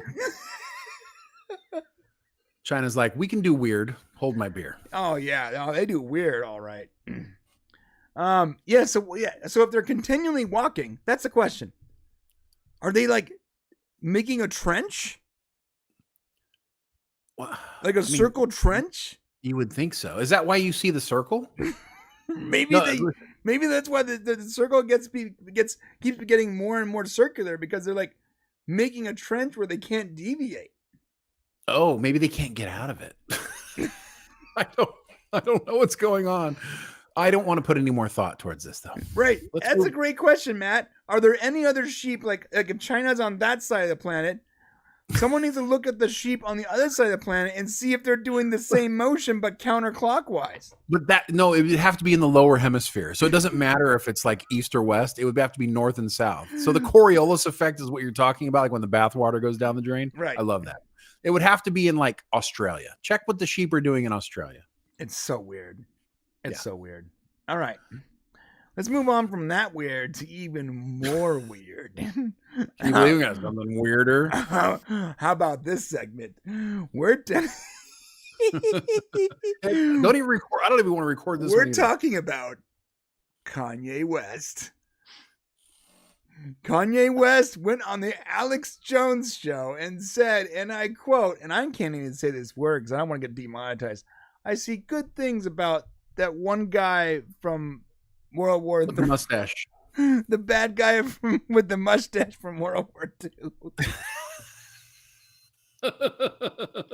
Well, there's a quote in here that says, "I like the bad guy with the mustache from World War II." What is he wearing? He's wearing a mask? bro, his face is covered. Do we even know that's Kanye West? What if he's just using a voice changer? Alex Jones, you be genius, dude.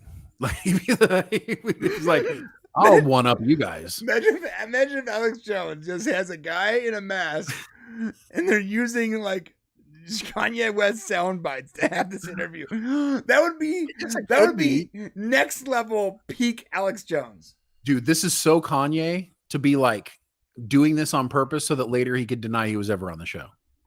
Like, he would do this so that he could deny. You notice he has gloves covering his hands, right? His face is, there's no skin showing at all. What is he doing, bro? Okay, so listen, let's break down what's going on with Kanye. Yeah, then I have some questions I need to ask.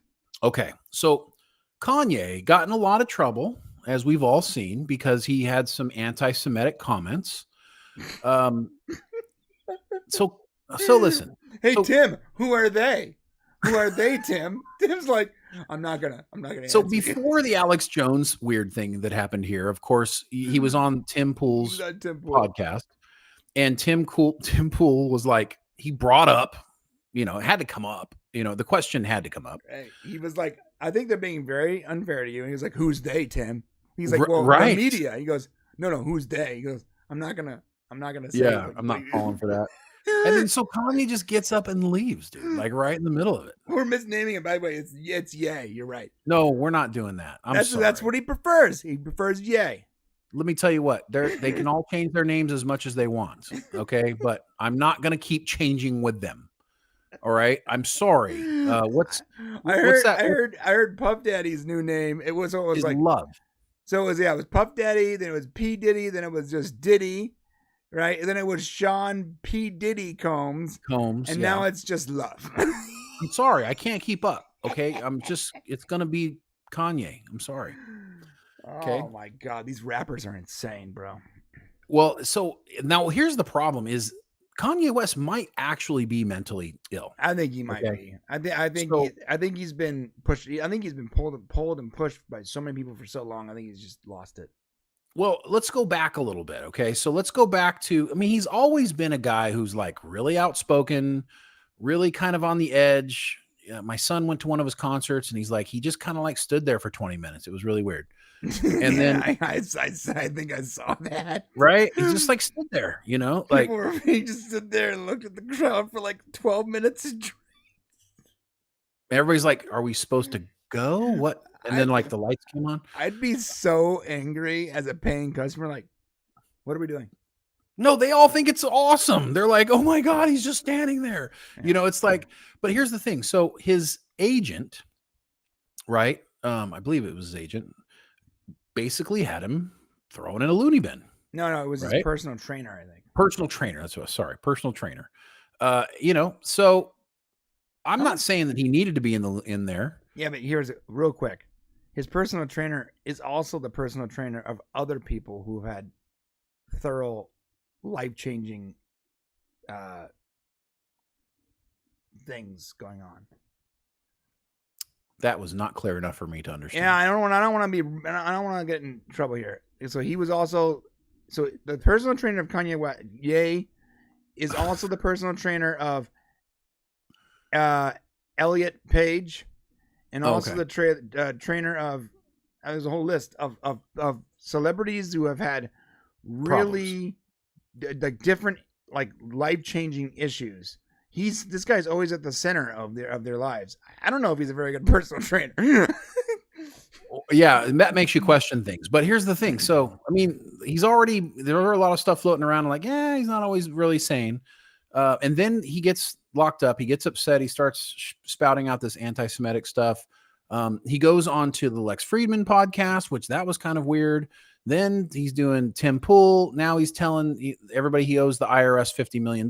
Now he's paying Kim a bunch of money for child support. And now all of a sudden he's on Alex Jones talking about the World War II mustache guy who tried to take over the world and is evil. And when he was on Tim Pool, he left.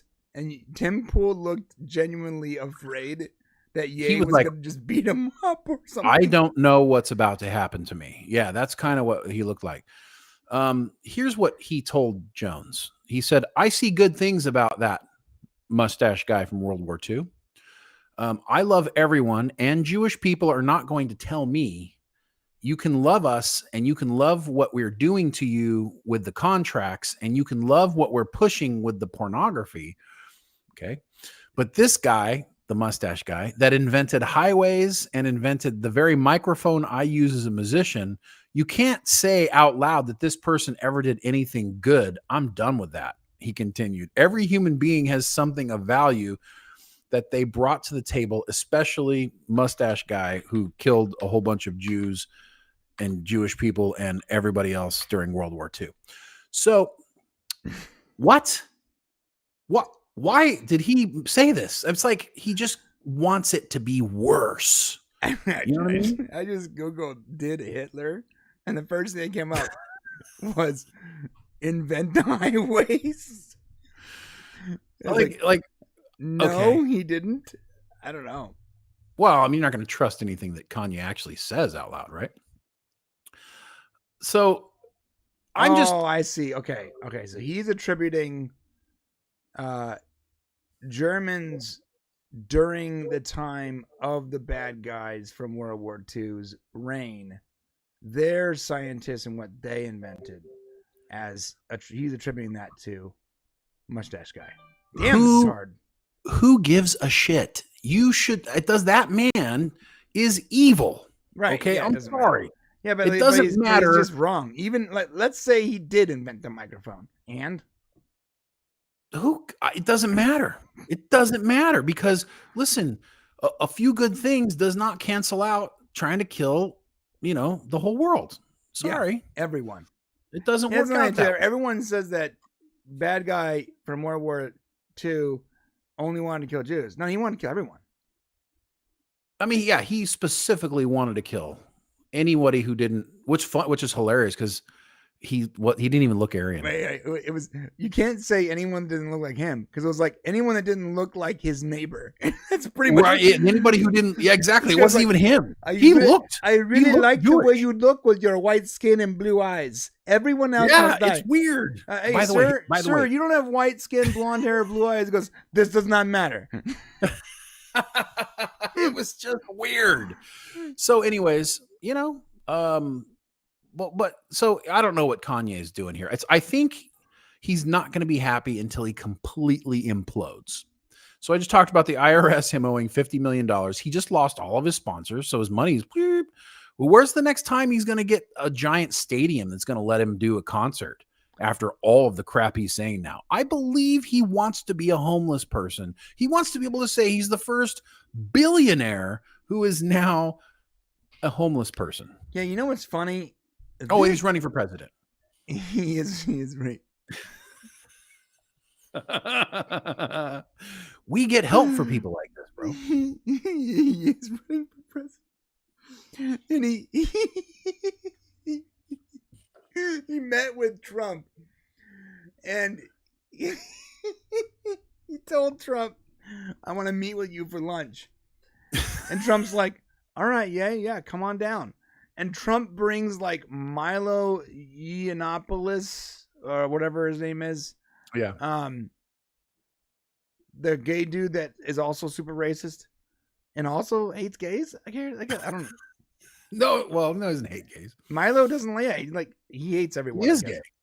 Yeah, but he also hates gays or something. I don't know. So he brought along Milo and like an actual bad guy from World War II, like a self-admitted bad guy from World War II. Yeah, Trump is trying to and blow Trump's up like, things. Hey, let's see, who are these guys? Like C4 and amino acids. Let's see what happens. He's like, hey, who are your friends? And why do they have swastika tattoos?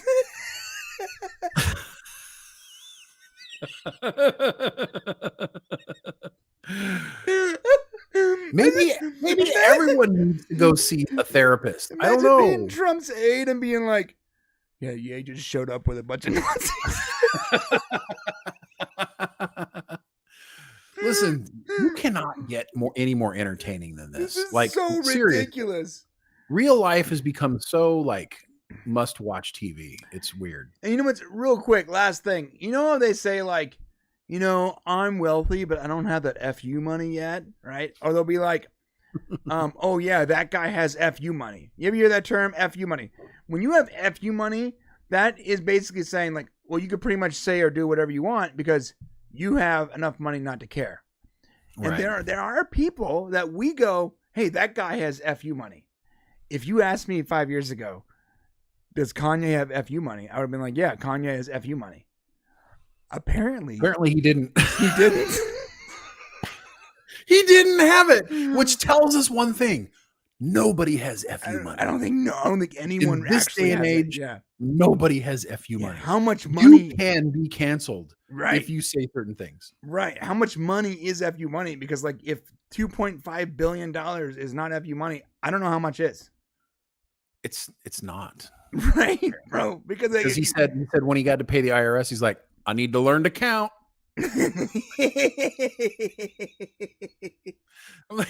That's what he said, bro. I gotta learn to count. I gotta learn to count. Jeez, he asked Trump to be his running mate. He did. He asked Come on. At what point? The former president of the United States, Donald Trump, to be who's running his running mate. Who's already running? Also running for president on his second term. Imagine, like either he has serious a mental condition right now, or he has the biggest giant set of testicles of any person ever, and a mental condition. Well, what's his agenda? Man. Like, if he's got the big ones, what's the agenda? Like, I can't believe. What's the point? Everything he's saying is like so crazy. I know. It's just. So it makes you think, well, maybe maybe he needs to see a therapist. Oh yeah. So that's like last time. I feel like he's been misused his whole life by a lot of people. I feel real bad for him. I feel really bad for him. Sorry. I'm not saying I don't feel bad for him. I feel like he probably started off as a pretty normal guy, and he got. I don't know. No, I mean, even before he was a huge superstar, he was a little bit off, dude. I mean, remember, go back to college dropout. His first album, I believe, isn't he the one who like one got of the up greatest on stage? musical compositions of our time. So I'm not saying he's a genius. I'm not saying he's not a genius when it comes to music.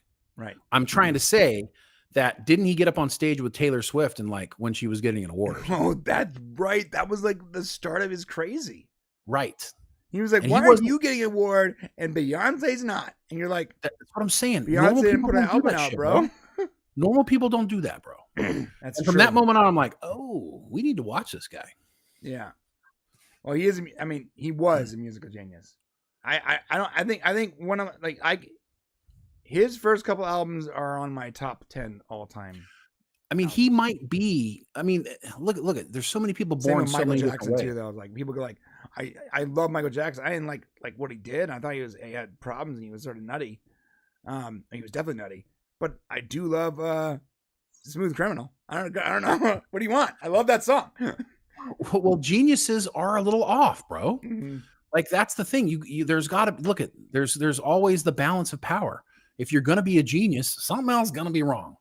You know what I mean? Like it's just the way it works, in life. So all of us average guys. That's my excuse when I throw my porcelain plates in the trash. Oh, he's a genius. It's all good. Oh, he doesn't clean his room. He's a genius. he's a genius. Oh, he tried to knock Taylor Swift off the stage. Genius. Can't clean his butt correctly when he goes to the bathroom. He's a genius. All right, we're gonna stop it right all there. Right. Yeah, so that's it. Let us know what you guys think in the comment section. What's up with Kanye? Yeah. And did you like? Dun, dun, dun, dun, dun, dun, dun, dun, dun, dun. Who doesn't like that, dude? I don't know. Whoever doesn't like that is a crazy person. Oh, whoever doesn't like that is Kanye. Kanye doesn't like that. All right. Hands up. Hands up. Never actually called him crazy here, guys. Got to understand. Just a lot of innuendos. Yeah. Did we call him crazy? No. I didn't say it. I never specifically said it because I don't know, but he sure seems like it. Please just... Never said it. Let's get it straight. We never said Kanye West was crazy. No. Never said that. Nope. Yeah, but when he went to lunch, he forgot his sandwiches. That's what I'm talking about. That lunchbox is empty. Sorry. Oh my God, I can't believe he asked. I'm sorry, Archmage. What the actual F, dude? Just look it up. Please show the image of Kanye wearing the huge boots. Oh no, is that him? That's not him. Is that real? That's not him, right? That's Kanye West. Those aren't real though, right? No. Oh, that's the real image. Those are galoshes. So that's the real image. But someone photoshopped this. Oh, someone photoshopped the giant boots. I'm like, what? That's hilarious. Oh, that's another thing too. This brand, Balencia. What is Balencia? I can't say. Oh, that's a whole thing right now too. What were they thinking, bro? And it's just a quick thing. I don't understand. There is no such thing as bad marketing. No, yeah. So we're learning some things. Ready? Don't worry. That guy has FU money. There's no such thing as FU money. Don't worry. There's no such thing as bad marketing. That's not true. There's a lot of things. Not true. You're right. Now that we know there's bad. We are learning some things today. There is bad marketing, no matter how you having like pedophile stuff in an ad makes no sense. It's only going to piss off. And I'm sorry, anyone in there, even people not in the right mind, but 99.99% of people out there are going to have a problem with pedophile stuff. Yeah, it's like, just the way it is. So who's the audience? The 0.1% you don't want to associate with anyways? That might be in prison? Or should be? It must be like shock value. Like somebody's going, yeah, it's all right. A lot of people are going to talk about it. It's fine. No big deal. Wow. Do something crazy like throw paint on a painting, like oil or something. Really get everybody's attention. Those little idiots running around doing that lately, throwing that doesn't accomplish anything either. Yeah, soup on a painting. I'm like, what the hell's wrong with you? We want to talk to you about climate change. You're like, hey, I'm sorry, Jerry, go home. What's wrong with you? And who the hell's watching these museums anyways, that somebody gets to bring in a giant 5-gallon bucket of anything? Who's letting people into museums with soup? And it's like a lot of soup. It's not like a little. Yeah. It's not like a little it's thing. A lot. Soup. Like they're dragging like a little like a wagon behind them with a 5-gallon drum of soup, and everyone's just letting them in. It's so weird. It's just bringing lunch to all the. And how does that even solve any problems? And wait, the guys that glued themselves. Oh God, this is next level. Another protest where they glued themselves to the floor. But they had no way to get out of the floor. Hey, that was their goal. Nobody's going to take us away. And they got mad and they threatened to sue them for not bringing them food and the ability to go to the bathroom. Dang. And you're like, hey man, you glued yourself to the floor. Hey, not all protesters were given brains, dude. That's all it is. Ain't that like true? Not everybody. They got in the line for trains when they were up in heaven. I totally understand though. Like you're trying to make a statement, and like a lot of like the good protests have been done already. So if you're trying to be unique, like, dude, the 70s and 80s were like that. Like people would come out and like with a fur on, and like they throw blood on people. Right. Or like the chicks getting naked outside of Congress. You're like, yeah, that's a showstopper. Except for now, everyone has access to OnlyFans, and no one cares anymore. Right. So now it's art, and it's like, well, right. We're here to protest climate change, so we're wearing nothing, or we're protesting. Oh, remember that one? PETA had these ads where they would have like the most attractive women on the planet, completely in the buff, like Olivia Munn, Britney Spears, like all people at the top of their social game. Women at the top, there's like completely in the buff, and it would be like fur is murder, and it would show like Olivia Munn naked, and I'm like, all right, fur is murder. Thanks. I don't know what statement you're trying to make, but I really appreciate the marketing. I'm paying attention to what you're saying. I am paying attention. If I murder more rabbits, how many more pictures of Olivia Munn do I get? I don't think that's what they were going for. Because I feel like you're motivating me to murder animals because you're showing me pictures of Olivia Munn naked. That's not right. Yeah, it's bad marketing. Yeah. So not all marketing is good marketing. We learned that today. We learned something today. Yeah.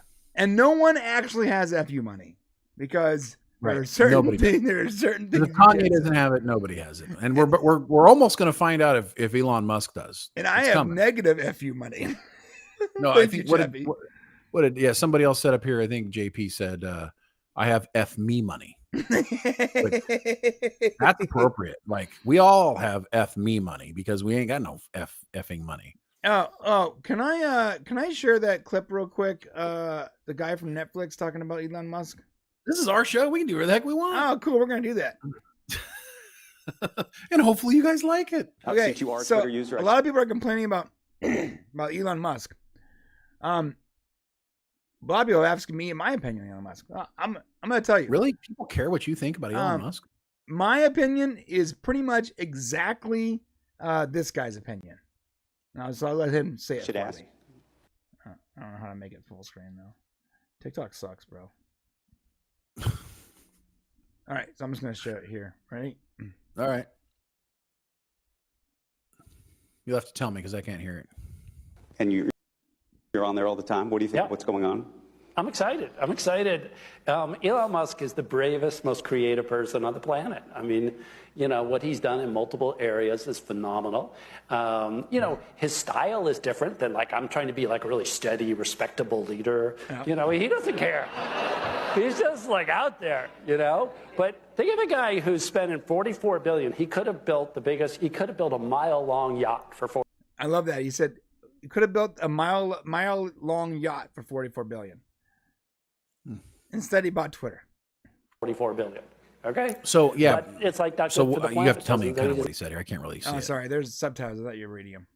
Well, I can't read it on your screen. We're all blurry. Let me look over. Basically, he's saying that Elon Musk is doing something that he's trying to save the world. He's phenomenal. He's doing something in a weird, brave way. Not the way I would do it, but he likes him. And I feel the same way pretty much. Look, however you Elon Musk's going to make mistakes. He's definitely things are going to go poorly for him. In some ways, I'm sure Twitter's going to have some growing pains or whatever. But all the people complaining that Elon Musk has the power to silence people, please tell me this: who is he silenced? No one. He opened the floodgates and said, speak. So all the people saying that this person has the power to silence people, I don't know what you're talking about. He's doing the opposite of what Twitter was doing. Twitter was going out of its way to silence people that a very few people didn't agree with. Elon Musk going out of his way to release those floodgates. So there's definitely going to be some growing pains and problems and situation. I'm sure some of the criticism for Elon is spot on, but ultimately I think it's a good thing. So that's my opinion. You know what? I think it's a battle over. And I don't want to go deep into this, but I think, and I agree.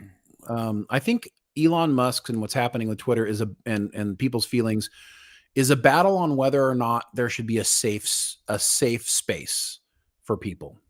So you got, there's that whole thing where, we're going to create a safe space where you can go and feel safe. And then there's people who are like, why the heck do we need that? Why do we need a safe space? And I think for a lot of people, they wanted Twitter to be this safe space where they can go and talk about things that didn't bother them or didn't affect them or didn't upset them. And now they think Elon is going to make it so that they have to face all of this again. And it's just part of living life. I mean, the great part about Twitter is you can block whoever you don't want to hear anything from. Right. Yeah. People are like, what if Twitter, what if he does such a bad job that he just tanks Twitter? I'm like, cool. I'll go someplace else. Yeah. I mean, what if Twitter goes down? Who cares? I mean, either you need to clean up the cesspool that Twitter was very much a very one-sided echo chamber. Either clean that up and make it a free speech, or make an actual platform that everyone can have a voice on, or let it die. It wasn't pertinent in its previous form. So either he's going to fix it or he's going to ruin it. Either way, I believe it's a net win. So, I mean, free speech is always, I mean, this is the way we stand. You know, free speech is always a win. You know, more words is better than less words. Yeah. So. Even bad ideas should be heard, because bad ideas die in the sunlight and they thrive in the dark, right? Yeah. I mean, it should be, you know, I don't know. Maybe we come from a place of being reasonable. We're about to talk about that in our next segment, I believe. Oh, what an amazing segue. What are we talking about? I think we're talking about, actually, I'm one off. So we're going to talk about, before we talk about the weekly Terry, which I know a lot of people love, we're going to talk about TNG actors hinting a Picard spinoff show. That's right. That's what we're talking about. Let's talk about the TNG Picard spinoff. Yes. Multiple TNG crew members. What? Sorry. Go ahead. All right. You said it as if it's happening. Yeah. Okay. You just made a lot of people panic right now. Try it again. Go start over. No, but don't hit re-record. Just start over. No, I can't do that. Please. I want to hear you do it again. We're talking about the Star Trek TNG crew hinting about a possible Picard spinoff, aka what's next after Picard season 3. And are we a little jumping the gun here, considering that Picard season 3 hasn't happened? Perhaps.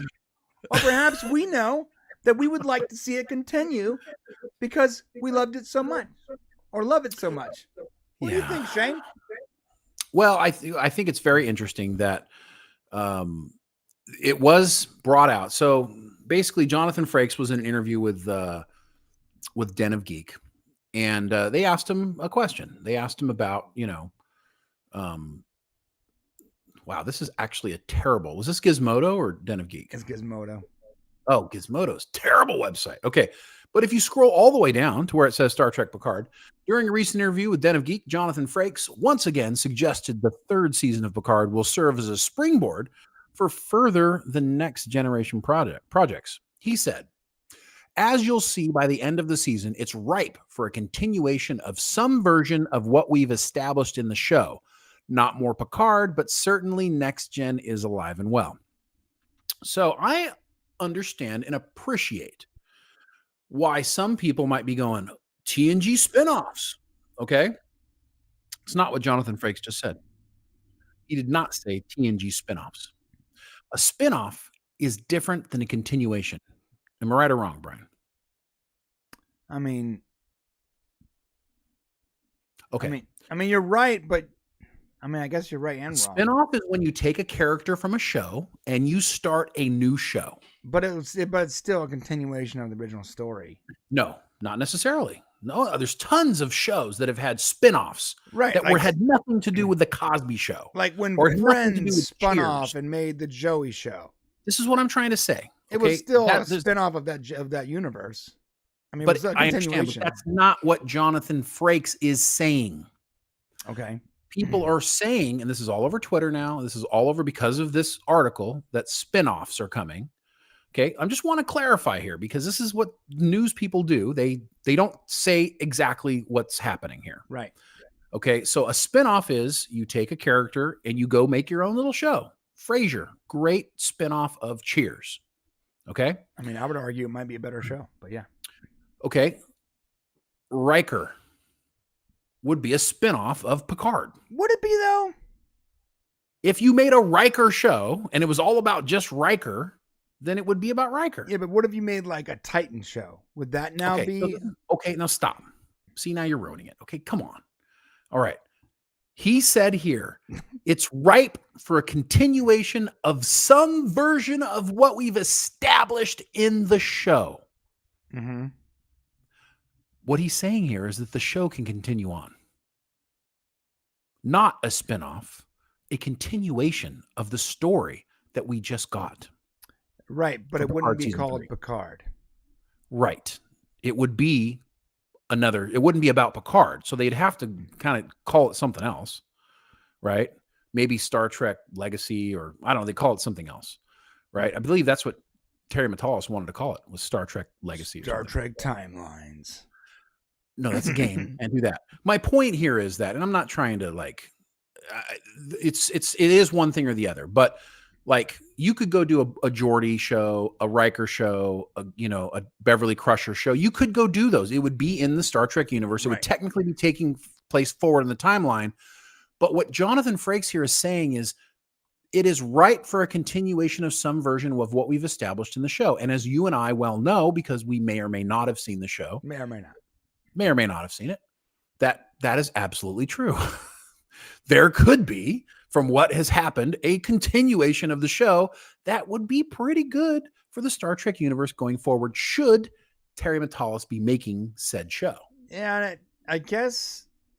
See, you're trying to define spin-off or continuation, when I believe that a spin-off is technically a continuation. Okay, what you're so saying is a direct Frasier is Cheers, Part 2. Right. But what you're saying here is that it's a direct continuation of the story started in Picard season 3. Yes, not a spin-off of characters doing their own thing. Yeah. That's what Jonathan Frakes is saying here, because a lot of people are complaining, oh great, we're going to get more spin-offs of more TNG characters, boring, blah blah blah. And to some way we agree. We want the Star Trek story to move forward in this current universe time frame we're in. That's what Brian and I want, right? Right. So we get what you're saying, but that's not what he said here. And a lot of people, I'm telling you, it came out today. People on Twitter just complaining about spinoffs. And I'm like, that is not what he said. And come on, Gizmodo, that's not what he said. Gizmodo. All right. That's not what he said. He said a continuation of some version of what we've established in the show. Yeah, he is trying to paint a picture without actually giving you the colors. It's really what it is. Like he knows what happens and what's possible, but he can't say it. So right. And here's who has the power. Well, listen, if you guys like Picard season 3 when it comes out, you have all the power in the world. Right. Okay? Because we can promise you one thing. The only person that Alex Kurtzman is going to listen to is you. Okay? I can promise you this. Yeah. Is a loud roar of the fandom saying, we want more of this. Right. That's all he listens to. That's all he's going to listen to. Right. Okay? Because he's sure as hell not going to listen to anybody else. Right. All right? Yeah. When the petition was made to make Strange New Worlds, right? Yeah, Strange New Worlds is a great example. It's like he trolls change.org just to find ideas for Star Trek. We need like more Pike, like seriously, and like everybody was loud about it, right? So if Picard season 3 is like, wow, this is a return to Berman era Star Trek, it's great. If that's the case, and you're like, I like this, then we need to say loudly, hey, we want more Berman era Star Trek. I get it. We can say Berman Kurtzman era, whatever you want to say. Go ahead. Just give us more of hashtag Terry Trek, because that's what we want more of. Terry Trek. Hashtag, yeah. Come on, guys, get that. Oh my gosh. The time has come. Oh, that's right. Hashtag Terry Trek. Here we go. Wait a minute. Here we go. I wasn't even going to wear a hat today. Yeah. Yeah. There we go. Yeah, I got to adjust it for my giant fat head. I was going to save this for the Terry segment, for the weekly Terry. Oh, yeah. But yeah. Listen, guys. My hat's way cooler than yours. It has red. Yeah, I noticed you did that, punk. I always go with the red. You got yourself a specialized hat. Nobody else got it. Yeah, I see it. I did do that. Yeah. So anyway, we got Terry Trek. This is listen, guys. This is how much we believe in it, and we really should have saved this for the next segment. But we really should have. What did we do? I don't know. I saw it. I grabbed it. I did it. But listen, if you really want more. If you see, it's funny. I feel bad because I'm talking to a whole lot of people, and it's like, I know they don't know what we know. And so it's like hard to like, it's hard to get people to trust us. It's like, trust us, but I understand you can't. We're human beings. Trust me, bro. But I just feel like everybody should be doing this when it's over, because honestly, if you want somebody making Star Trek that's good Star Trek, you don't want them to stop making it. Like, if it's good, like, have them make more. If you like that Michael Piller is making Star Trek, have him go make more. You know what I mean? Like, which he did. Terry Matalas, Voyager, Enterprise. It's Picard season 3. Keep making more if you like it. Right. And that's where we're at. Yeah. So, and just to be clear, a lot of people keep asking me, aren't you worried that if it's bad, you guys are gonna look bad because we keep saying how you need to watch it and how we're sort of stumping for it, right? Yeah. And I'm like, yeah, I would feel bad if I didn't already know it was good and I loved it. I'm not lying. I'm saying exactly how I feel. I loved it. Yeah. Let's allegedly.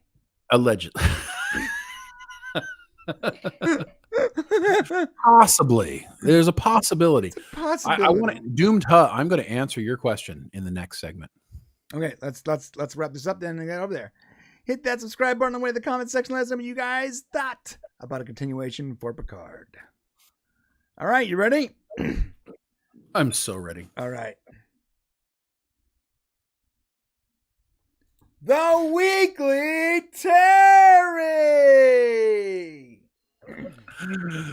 Dude, your voiceover for that is just so much better than I could ever be. I love it so much. And now the grand reveal.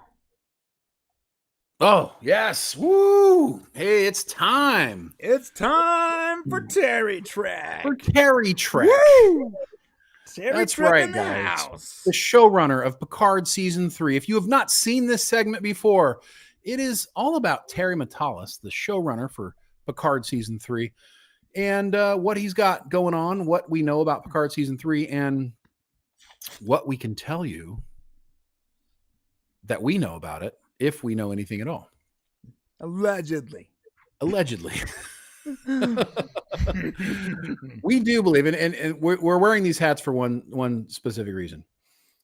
We do believe that once everyone sees Picard season 3, who's a fan of Berman era Star Trek, so TNG, Voyager, Deep Space Nine, if you are a fan of those shows, you're going to like this show.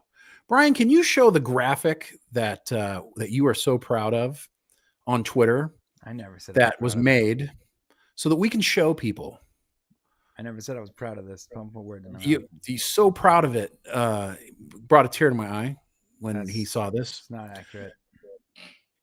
And I wanted us to understand there needs to be a visual way for us to show you how we think you might feel about Picard season 3. Yeah. I guess you got to get rid of us, huh? Okay. So here's the deal. If you wait. Yeah, go ahead. Sorry. Here's the deal, boys. You can't say here's the deal without some Will Wesley making in an there. appearance. Okay. Go ahead. Okay, so if you are a fan, if you feel this way about Star Trek, so if you look at these here, you've got, and this is not a perfectly accurate representation of Star Trek, but this is like Brian and I's basic feelings about Star Trek. TOS is 5 stars, TNG is 5 stars, Voyager's 5 stars, Deep Space Nine is 5 stars, Enterprise 4 stars. Okay. Yeah, hold up. Go ahead. Can you reverse DS9 and Enterprise for me, please? I can't. No, I can't. Yeah. And I'll tell you why. Shane and I pretty much line up, but for me, yeah, I'd reverse those two.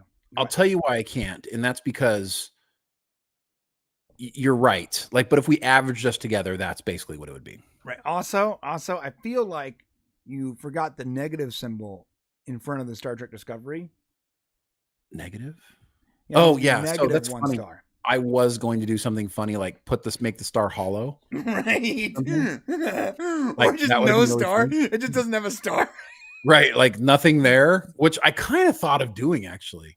And then putting like one little star on Picard. Yeah, it has to right? have But one then I'm star. like, Though. It's 1, 2, 5 stars, right? I'm like, I think this will make my point. And our point is Discovery's got 1 star, Picard seasons 1 and 2's got 1 star, and Strange New Worlds 3 stars because it's still got some proving to do. That's fair. Yeah. But Picard season 3 has got 5 stars.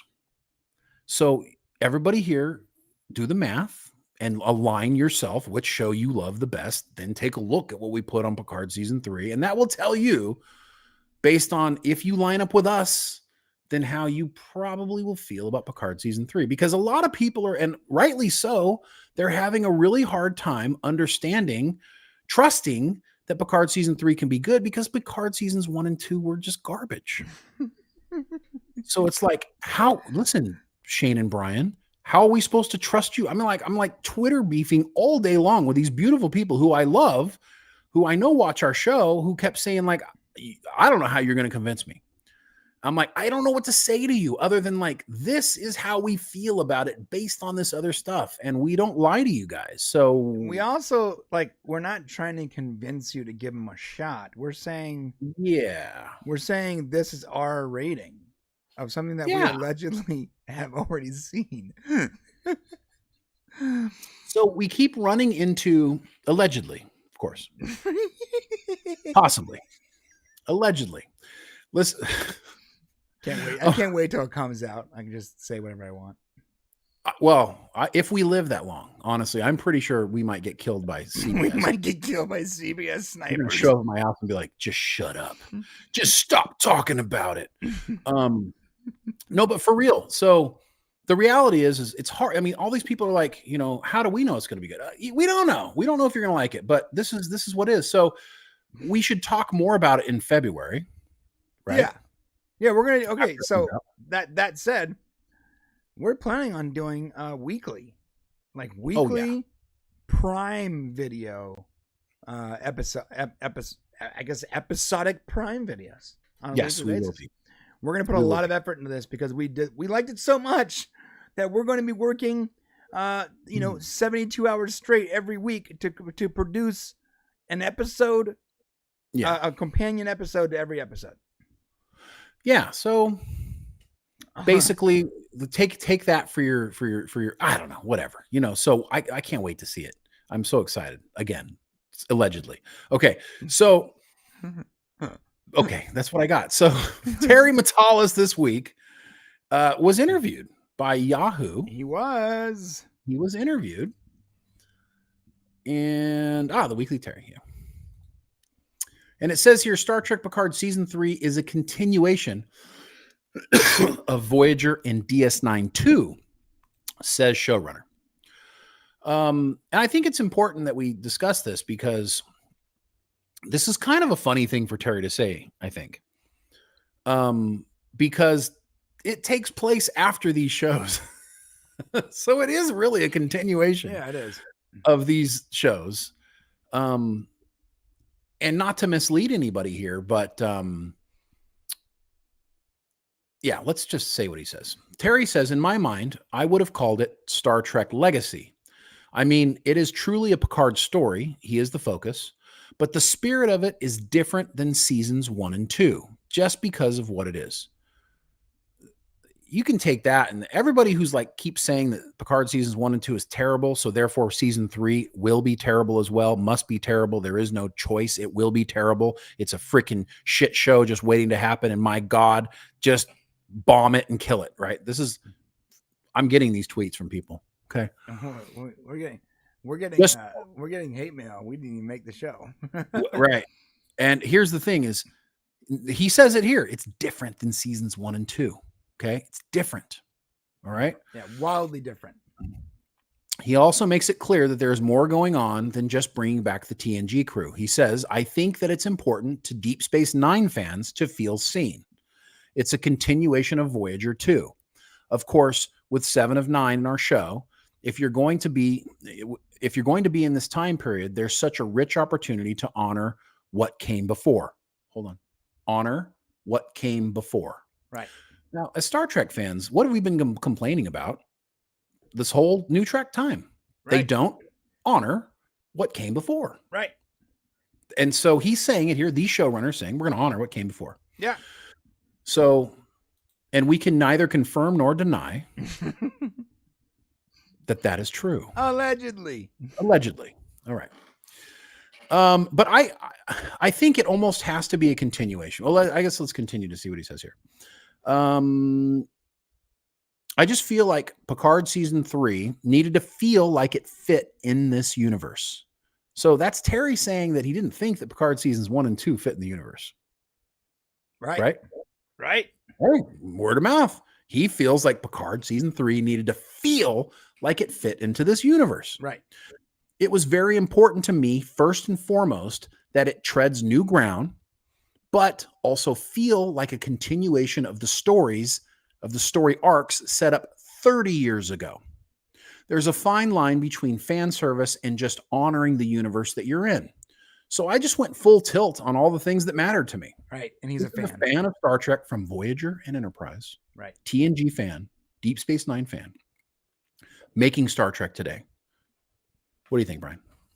Yeah. It doesn't like, so this is actually pretty unique. Since Enterprise, we haven't had a showrunner that was actually a Star Trek fan that we knew of. Definitely not someone who had previously worked on Star Trek. And so what are we getting now? We're getting someone who not only cut his teeth working on Star Trek, he's a massive Star Trek fan, and he gets to do the things that matter to him. So I just, and I quote, so I just went full tilt at the things that mattered to me.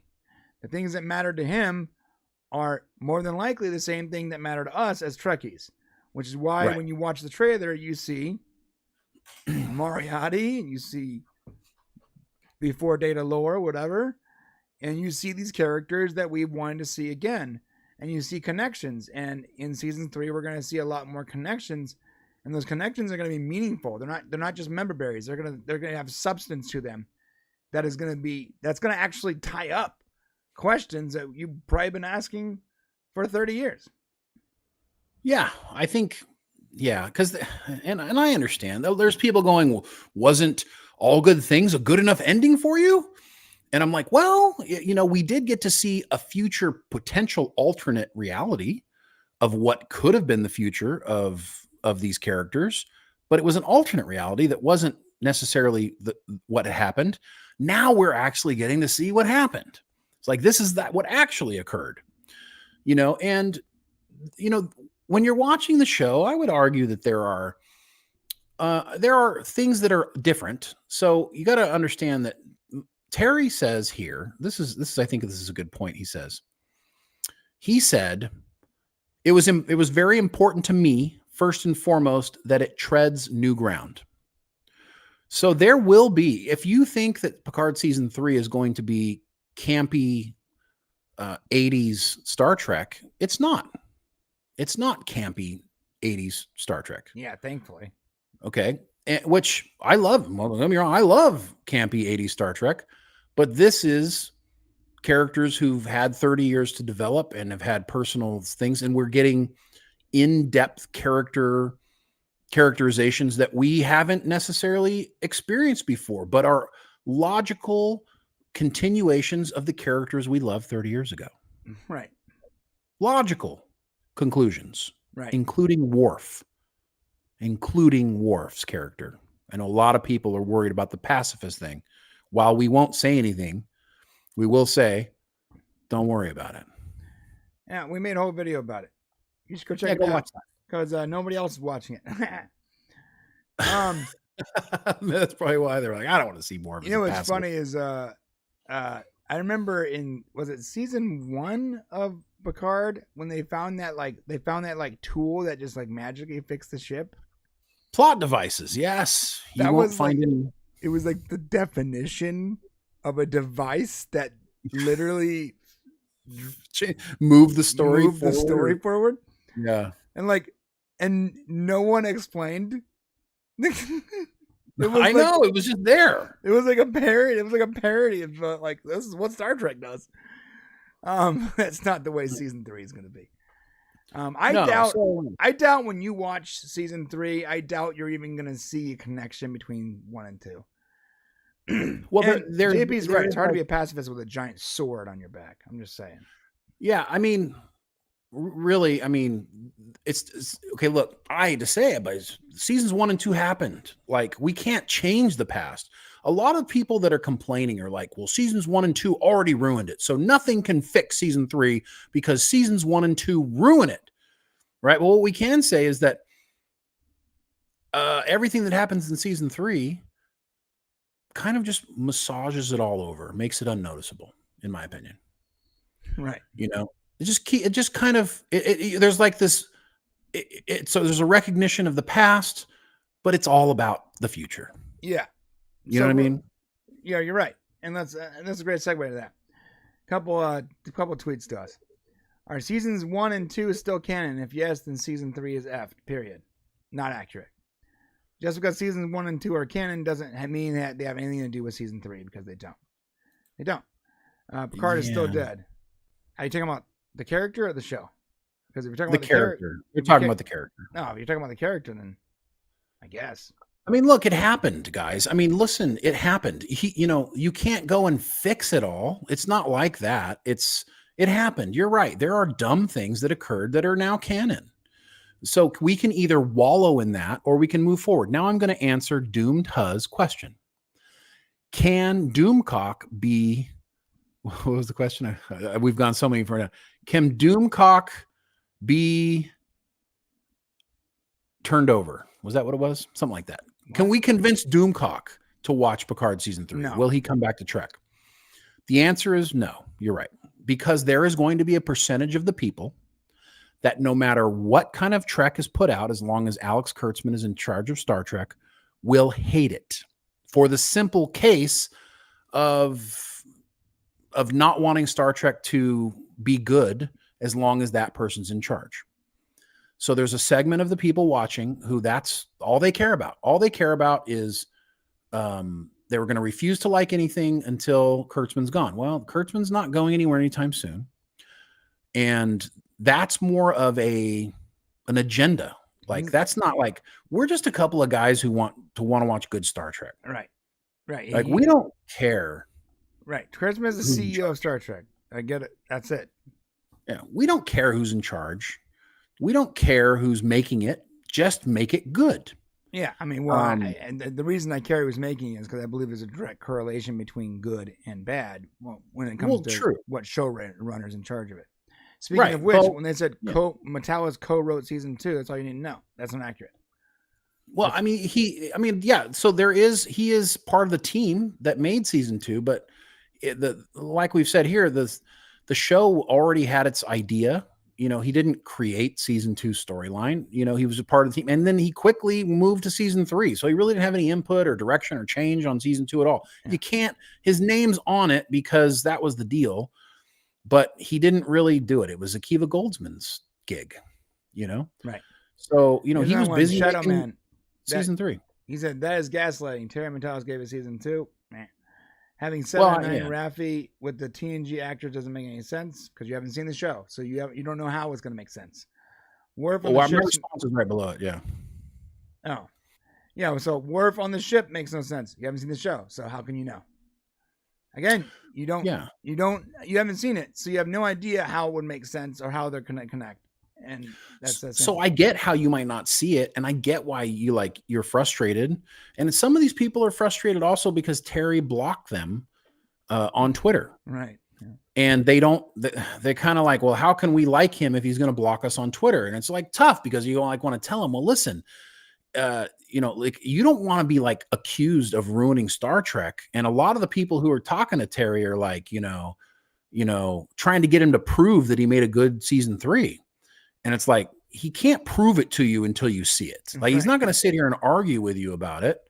You know what I mean? And instead he's just like, I just don't need this negativity. So he's blocking people. I'm guessing. Yeah. To be clear, you are maybe he blocked you, right? You are one person that maybe even asked a reasonable question. However, this dude is being piled on by hundreds of people.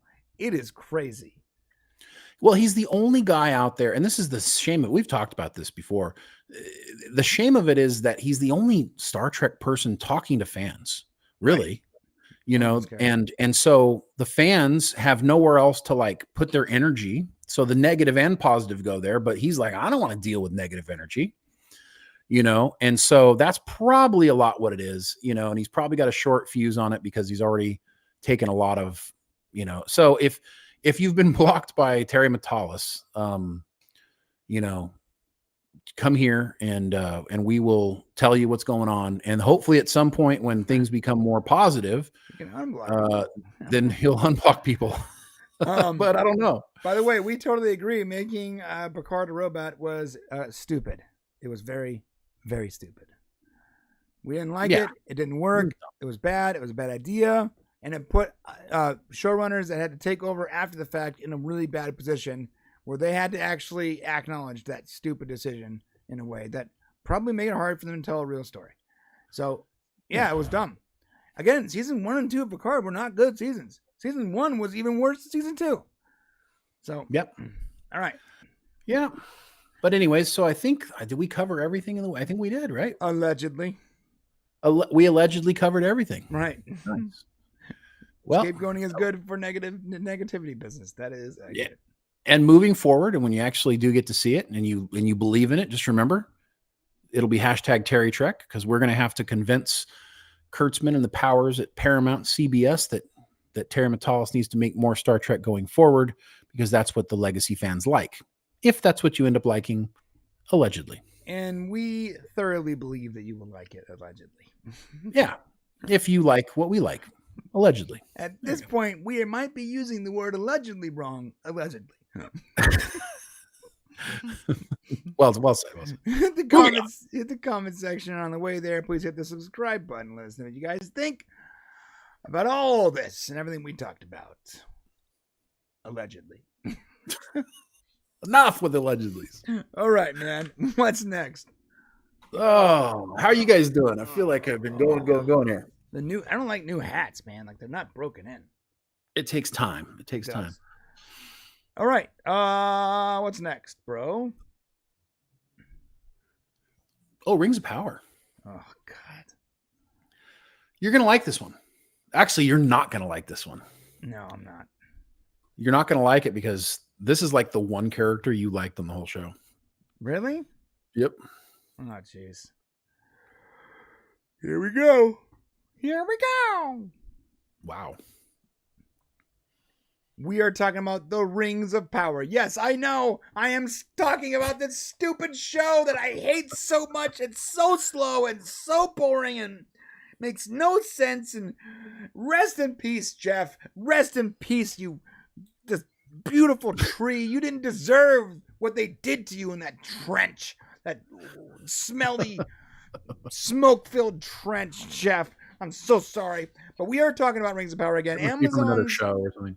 Amazon's Lord of the Rings series that we reviewed thoroughly the first season, and I'm not even sure we did the finale. I think we just sort of gave up. Like everybody's like, yeah, we don't care anymore. Well, as we know, Rings of Power is going to get 5 rock hard seasons. But why? Someone tell me why? I'll tell you why. How? Why? Yeah. When? Mm-hmm. Where? Why? Okay. That's too many W's. Let me start with this one, because they will never admit defeat or being wrong because they got too much money to admit defeat. Right. So they're going to keep going. So you're telling me they do have F me money? Well, as in they're effing me with this horrible show. Sorry. Well, they have at least. Well, the smart people on the show have apparently started rats off the ship. So here's what we know.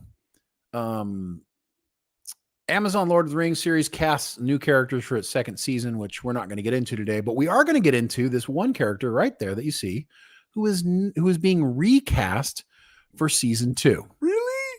The only good actor in the entire show.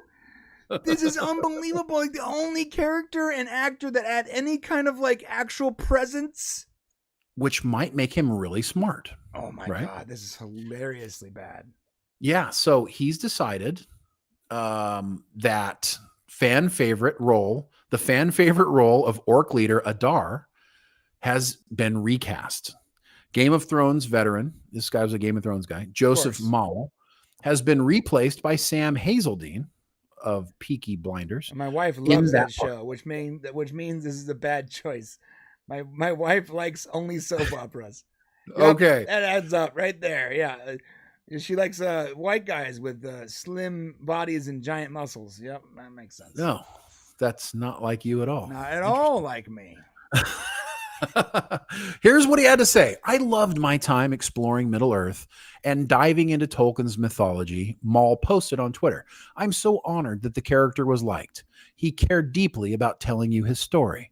Though, as an actor, it remains my wish, my job description, to explore new characters and worlds.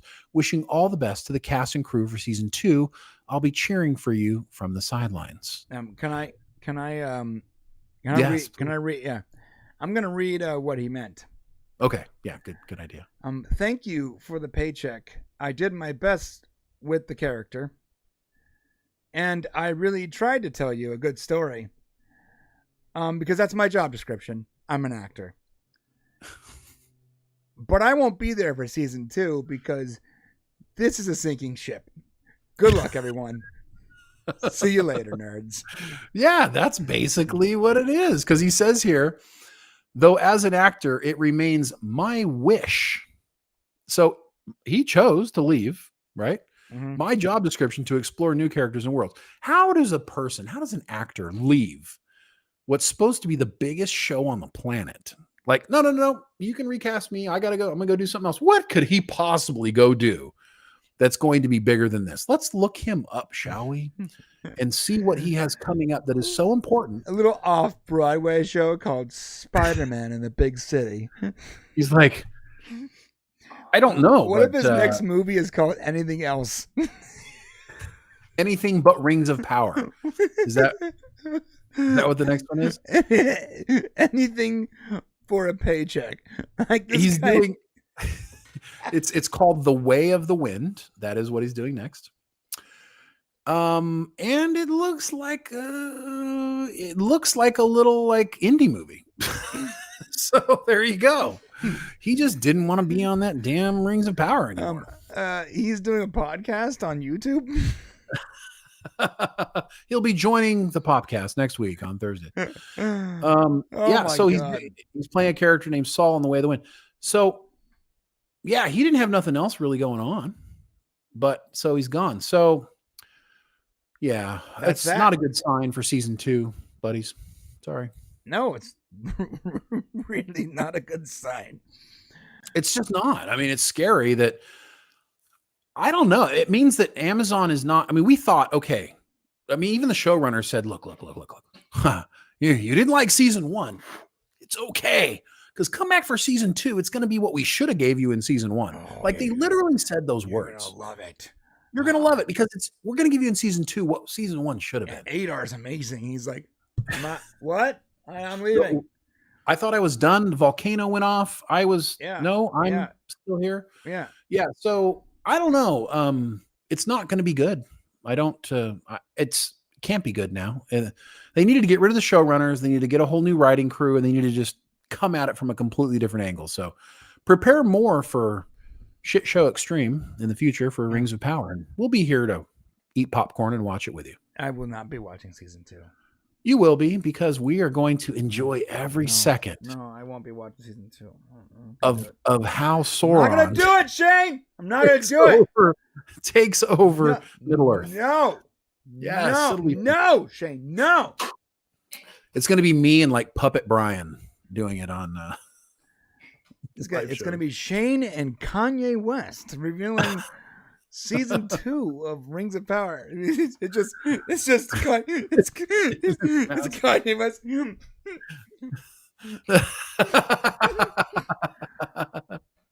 Where you just sit there for like 20 minutes and don't do anything. My ex-wife took all my money. What's the McDonald's? Yeah. Here are the Rings of Power right here on my hand. All right, man. Let us know what you guys think in the comment section below. Hit that subscribe button on the way down there if you're not already subscribed. And did you like season 1 of Rings of Power? Are you excited for season 2? And if you're not, tell us why in gruesome detail, why you will not be watching season 2 and why you will not be watching us reviewing season 2, because I don't want to do it. All right. Onward and upward. Onward and upward. God, Rings of Power is so boring. Jesus. Just can't believe that dude's gone now. It's like, all right, we're going to do one more story, then we're going to hit the members section, boys and girls. So our next story is going to be talking about James Gunn, and of course I get to brag a little bit. And then in the members section, we're talking about Ghostbusters Afterlife, Indiana Jones 5, and some other DC news. So before we go to the members section, just to be clear, if you want to start moving on now, the link is in the description. But let's get to our last story first before we go to the members section. All right. We are talking about James Gunn. And James Gunn, who is now co-CEO or whatever of DC Studios, however that relationship works out. And recently, James Gunn tweeted a little something, something. What did he tweet, Shane? I'll tell you. hell yeah, Kingdom Come, baby. Kingdom Come. He tweeted this. Now look. Now it's completely possible. Oh, that was your tweet. I said Kingdom Come, hell yeah, baby. Making plans. It's completely possible. He just tried to find a DC image where they're sitting around a table, and this was the first one to come to mind, right? First one he found on Google Images. But it's also possible, and knowing the way James Gunn is, that this image is not just a random image, but actually part of the plan. And let me tell you why this is so important to us as fans of DC, for the love of all that is holy. This is a shot of Kingdom Come. The very thing I was talking about 2 weeks ago, Shane. Yes. When did I say, Shane? 2 weeks ago? They should do Kingdom Come. They should do Kingdom Come, Shane. It's one of the greatest graphic novels of all time. And this is... Look, even if he's not planning... Let's say he has no plans for a Kingdom Come a translation on the big screen. The fact that he's even looking at this, the fact that that this is part of his plans in any way, is outstanding. This is the right way to think. Kingdom Come is is probably the best of the best when it comes to comics. This, if you're gonna start with a metric, if you're gonna start somewhere, this is the right tone. This is where you go. This is classic DC. Is it possible that he was just kind of putting himself in Superman's role here, and they're kind of leaning over Green Lantern's thing here, making plans? Is it possible that this is just like a meta thing? I mean, I said that. Like, it's probably possible he just tried to find a DC image where he's, leaning over a table. Yeah, maybe. It's also possible, as a hyper fan of, overthinking all things DC, that he chose this image specifically because the direction he's leaning toward is the direction of the tone that is Kingdom Come. And right. That would be the correct direction. Go ahead.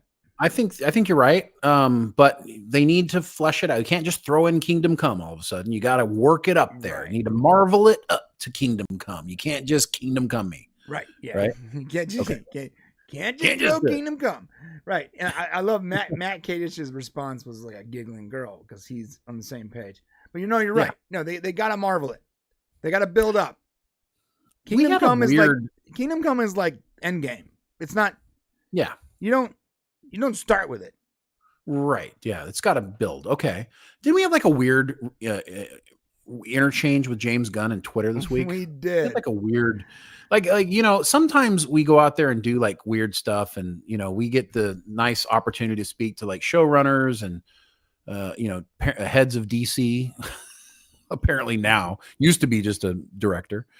And, it ended up being a pretty big exchange where people got really mad at us and at James Gunn.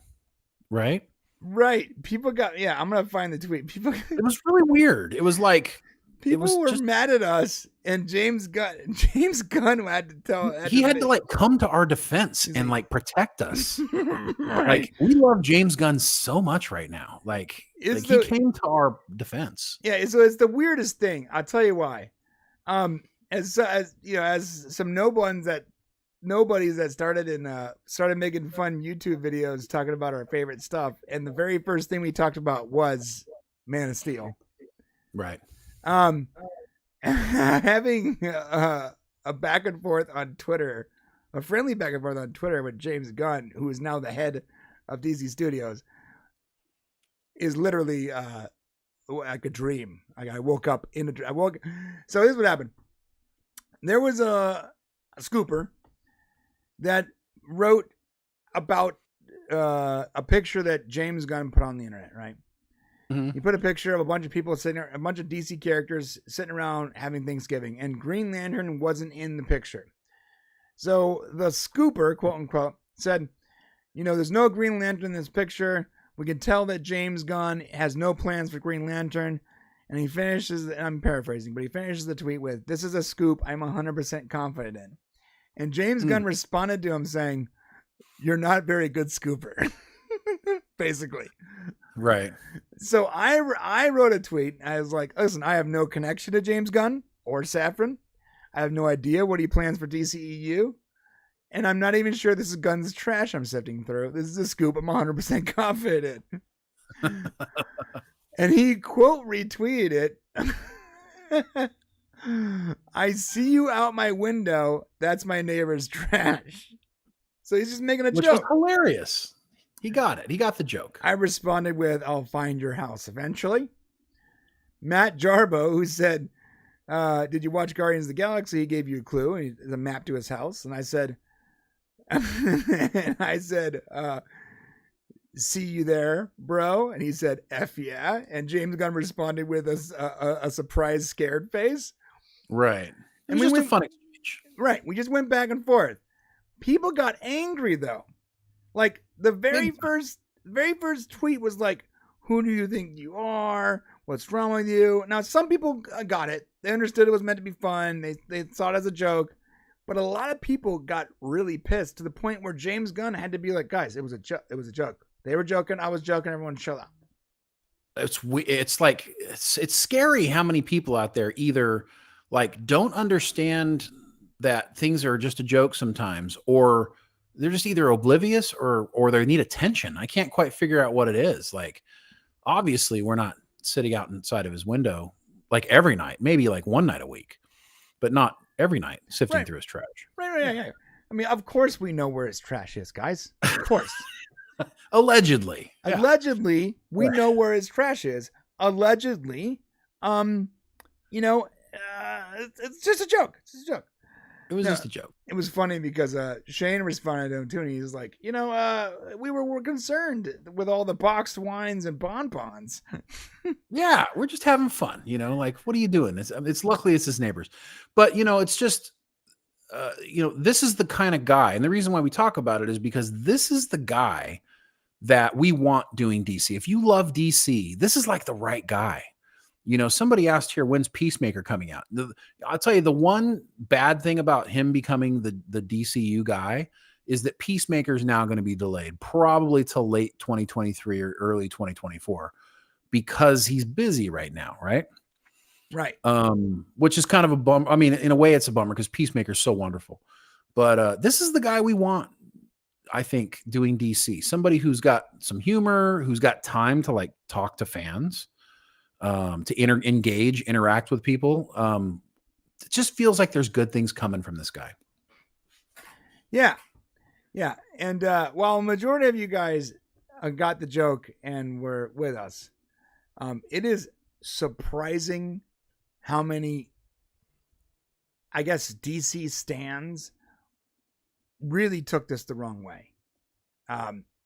So I think that maybe if you want to continue getting, you know, your questions answered and support from people actually in charge, like Terry Metalis, James Gunn, maybe treat them like people and stop just screaming at them constantly.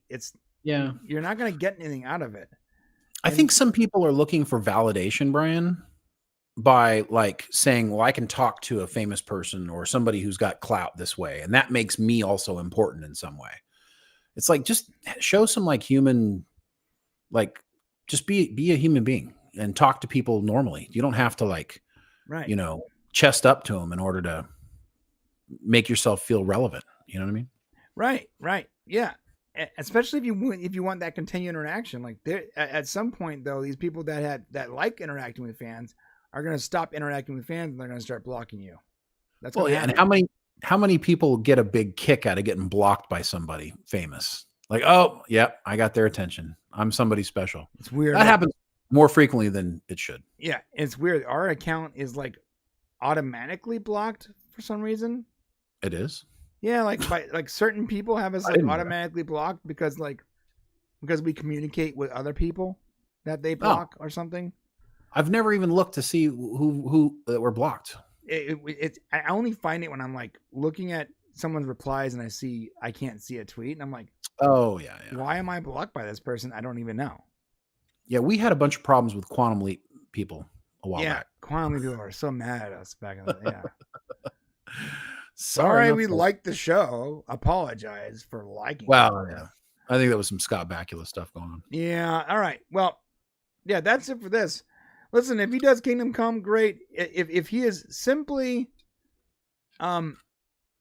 just looking at that as the direction for the plan, then I will take it too.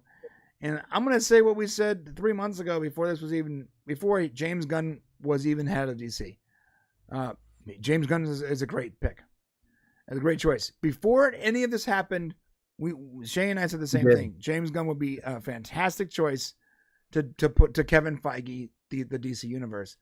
And we're just so stoked that the Zaz man, obviously he was watching our live show, because he then called James. It was, I think it's hilarious that we were talking about it a month before they actually announced James Gunn. I just think it's hilarious. Yeah. Well, timing is everything, right? Right. All right. That's it, everyone. Hit that subscribe button away in the comment section and let us know what you guys think about everything we talked about. All right. Forgot, actually. Yeah. Oh, it looks like Archmage Frey blocked me because of my Scottish accent. You see that there? Oh, my God. Oh, people got so mad about that ad, too. Oh. That was so weird, too. Like, there's such weird timing. We put that ad out the morning of that happened. That's time. See, timing is everything, right? Time, or the opposite of everything. Yes, or not, or bad. So. That said, and I will tell you more about our established titles ad if you come to our members section, where we can speak freely and not be canceled. Come on over to the members section, everyone. The description, did I hurt your ears? The description. The link to the members section is in the description. I will also put it in the chat right now. And if you do nothing, if you literally do nothing whatsoever, it should just send you to the members section. So hopefully you will join us. There it is. But if you don't come and you wait until next week instead, that's cool too. We still love you. And we appreciate you. Either we'll see you in the members section or we'll see you next time. Either way, we love you. Thank you, guys.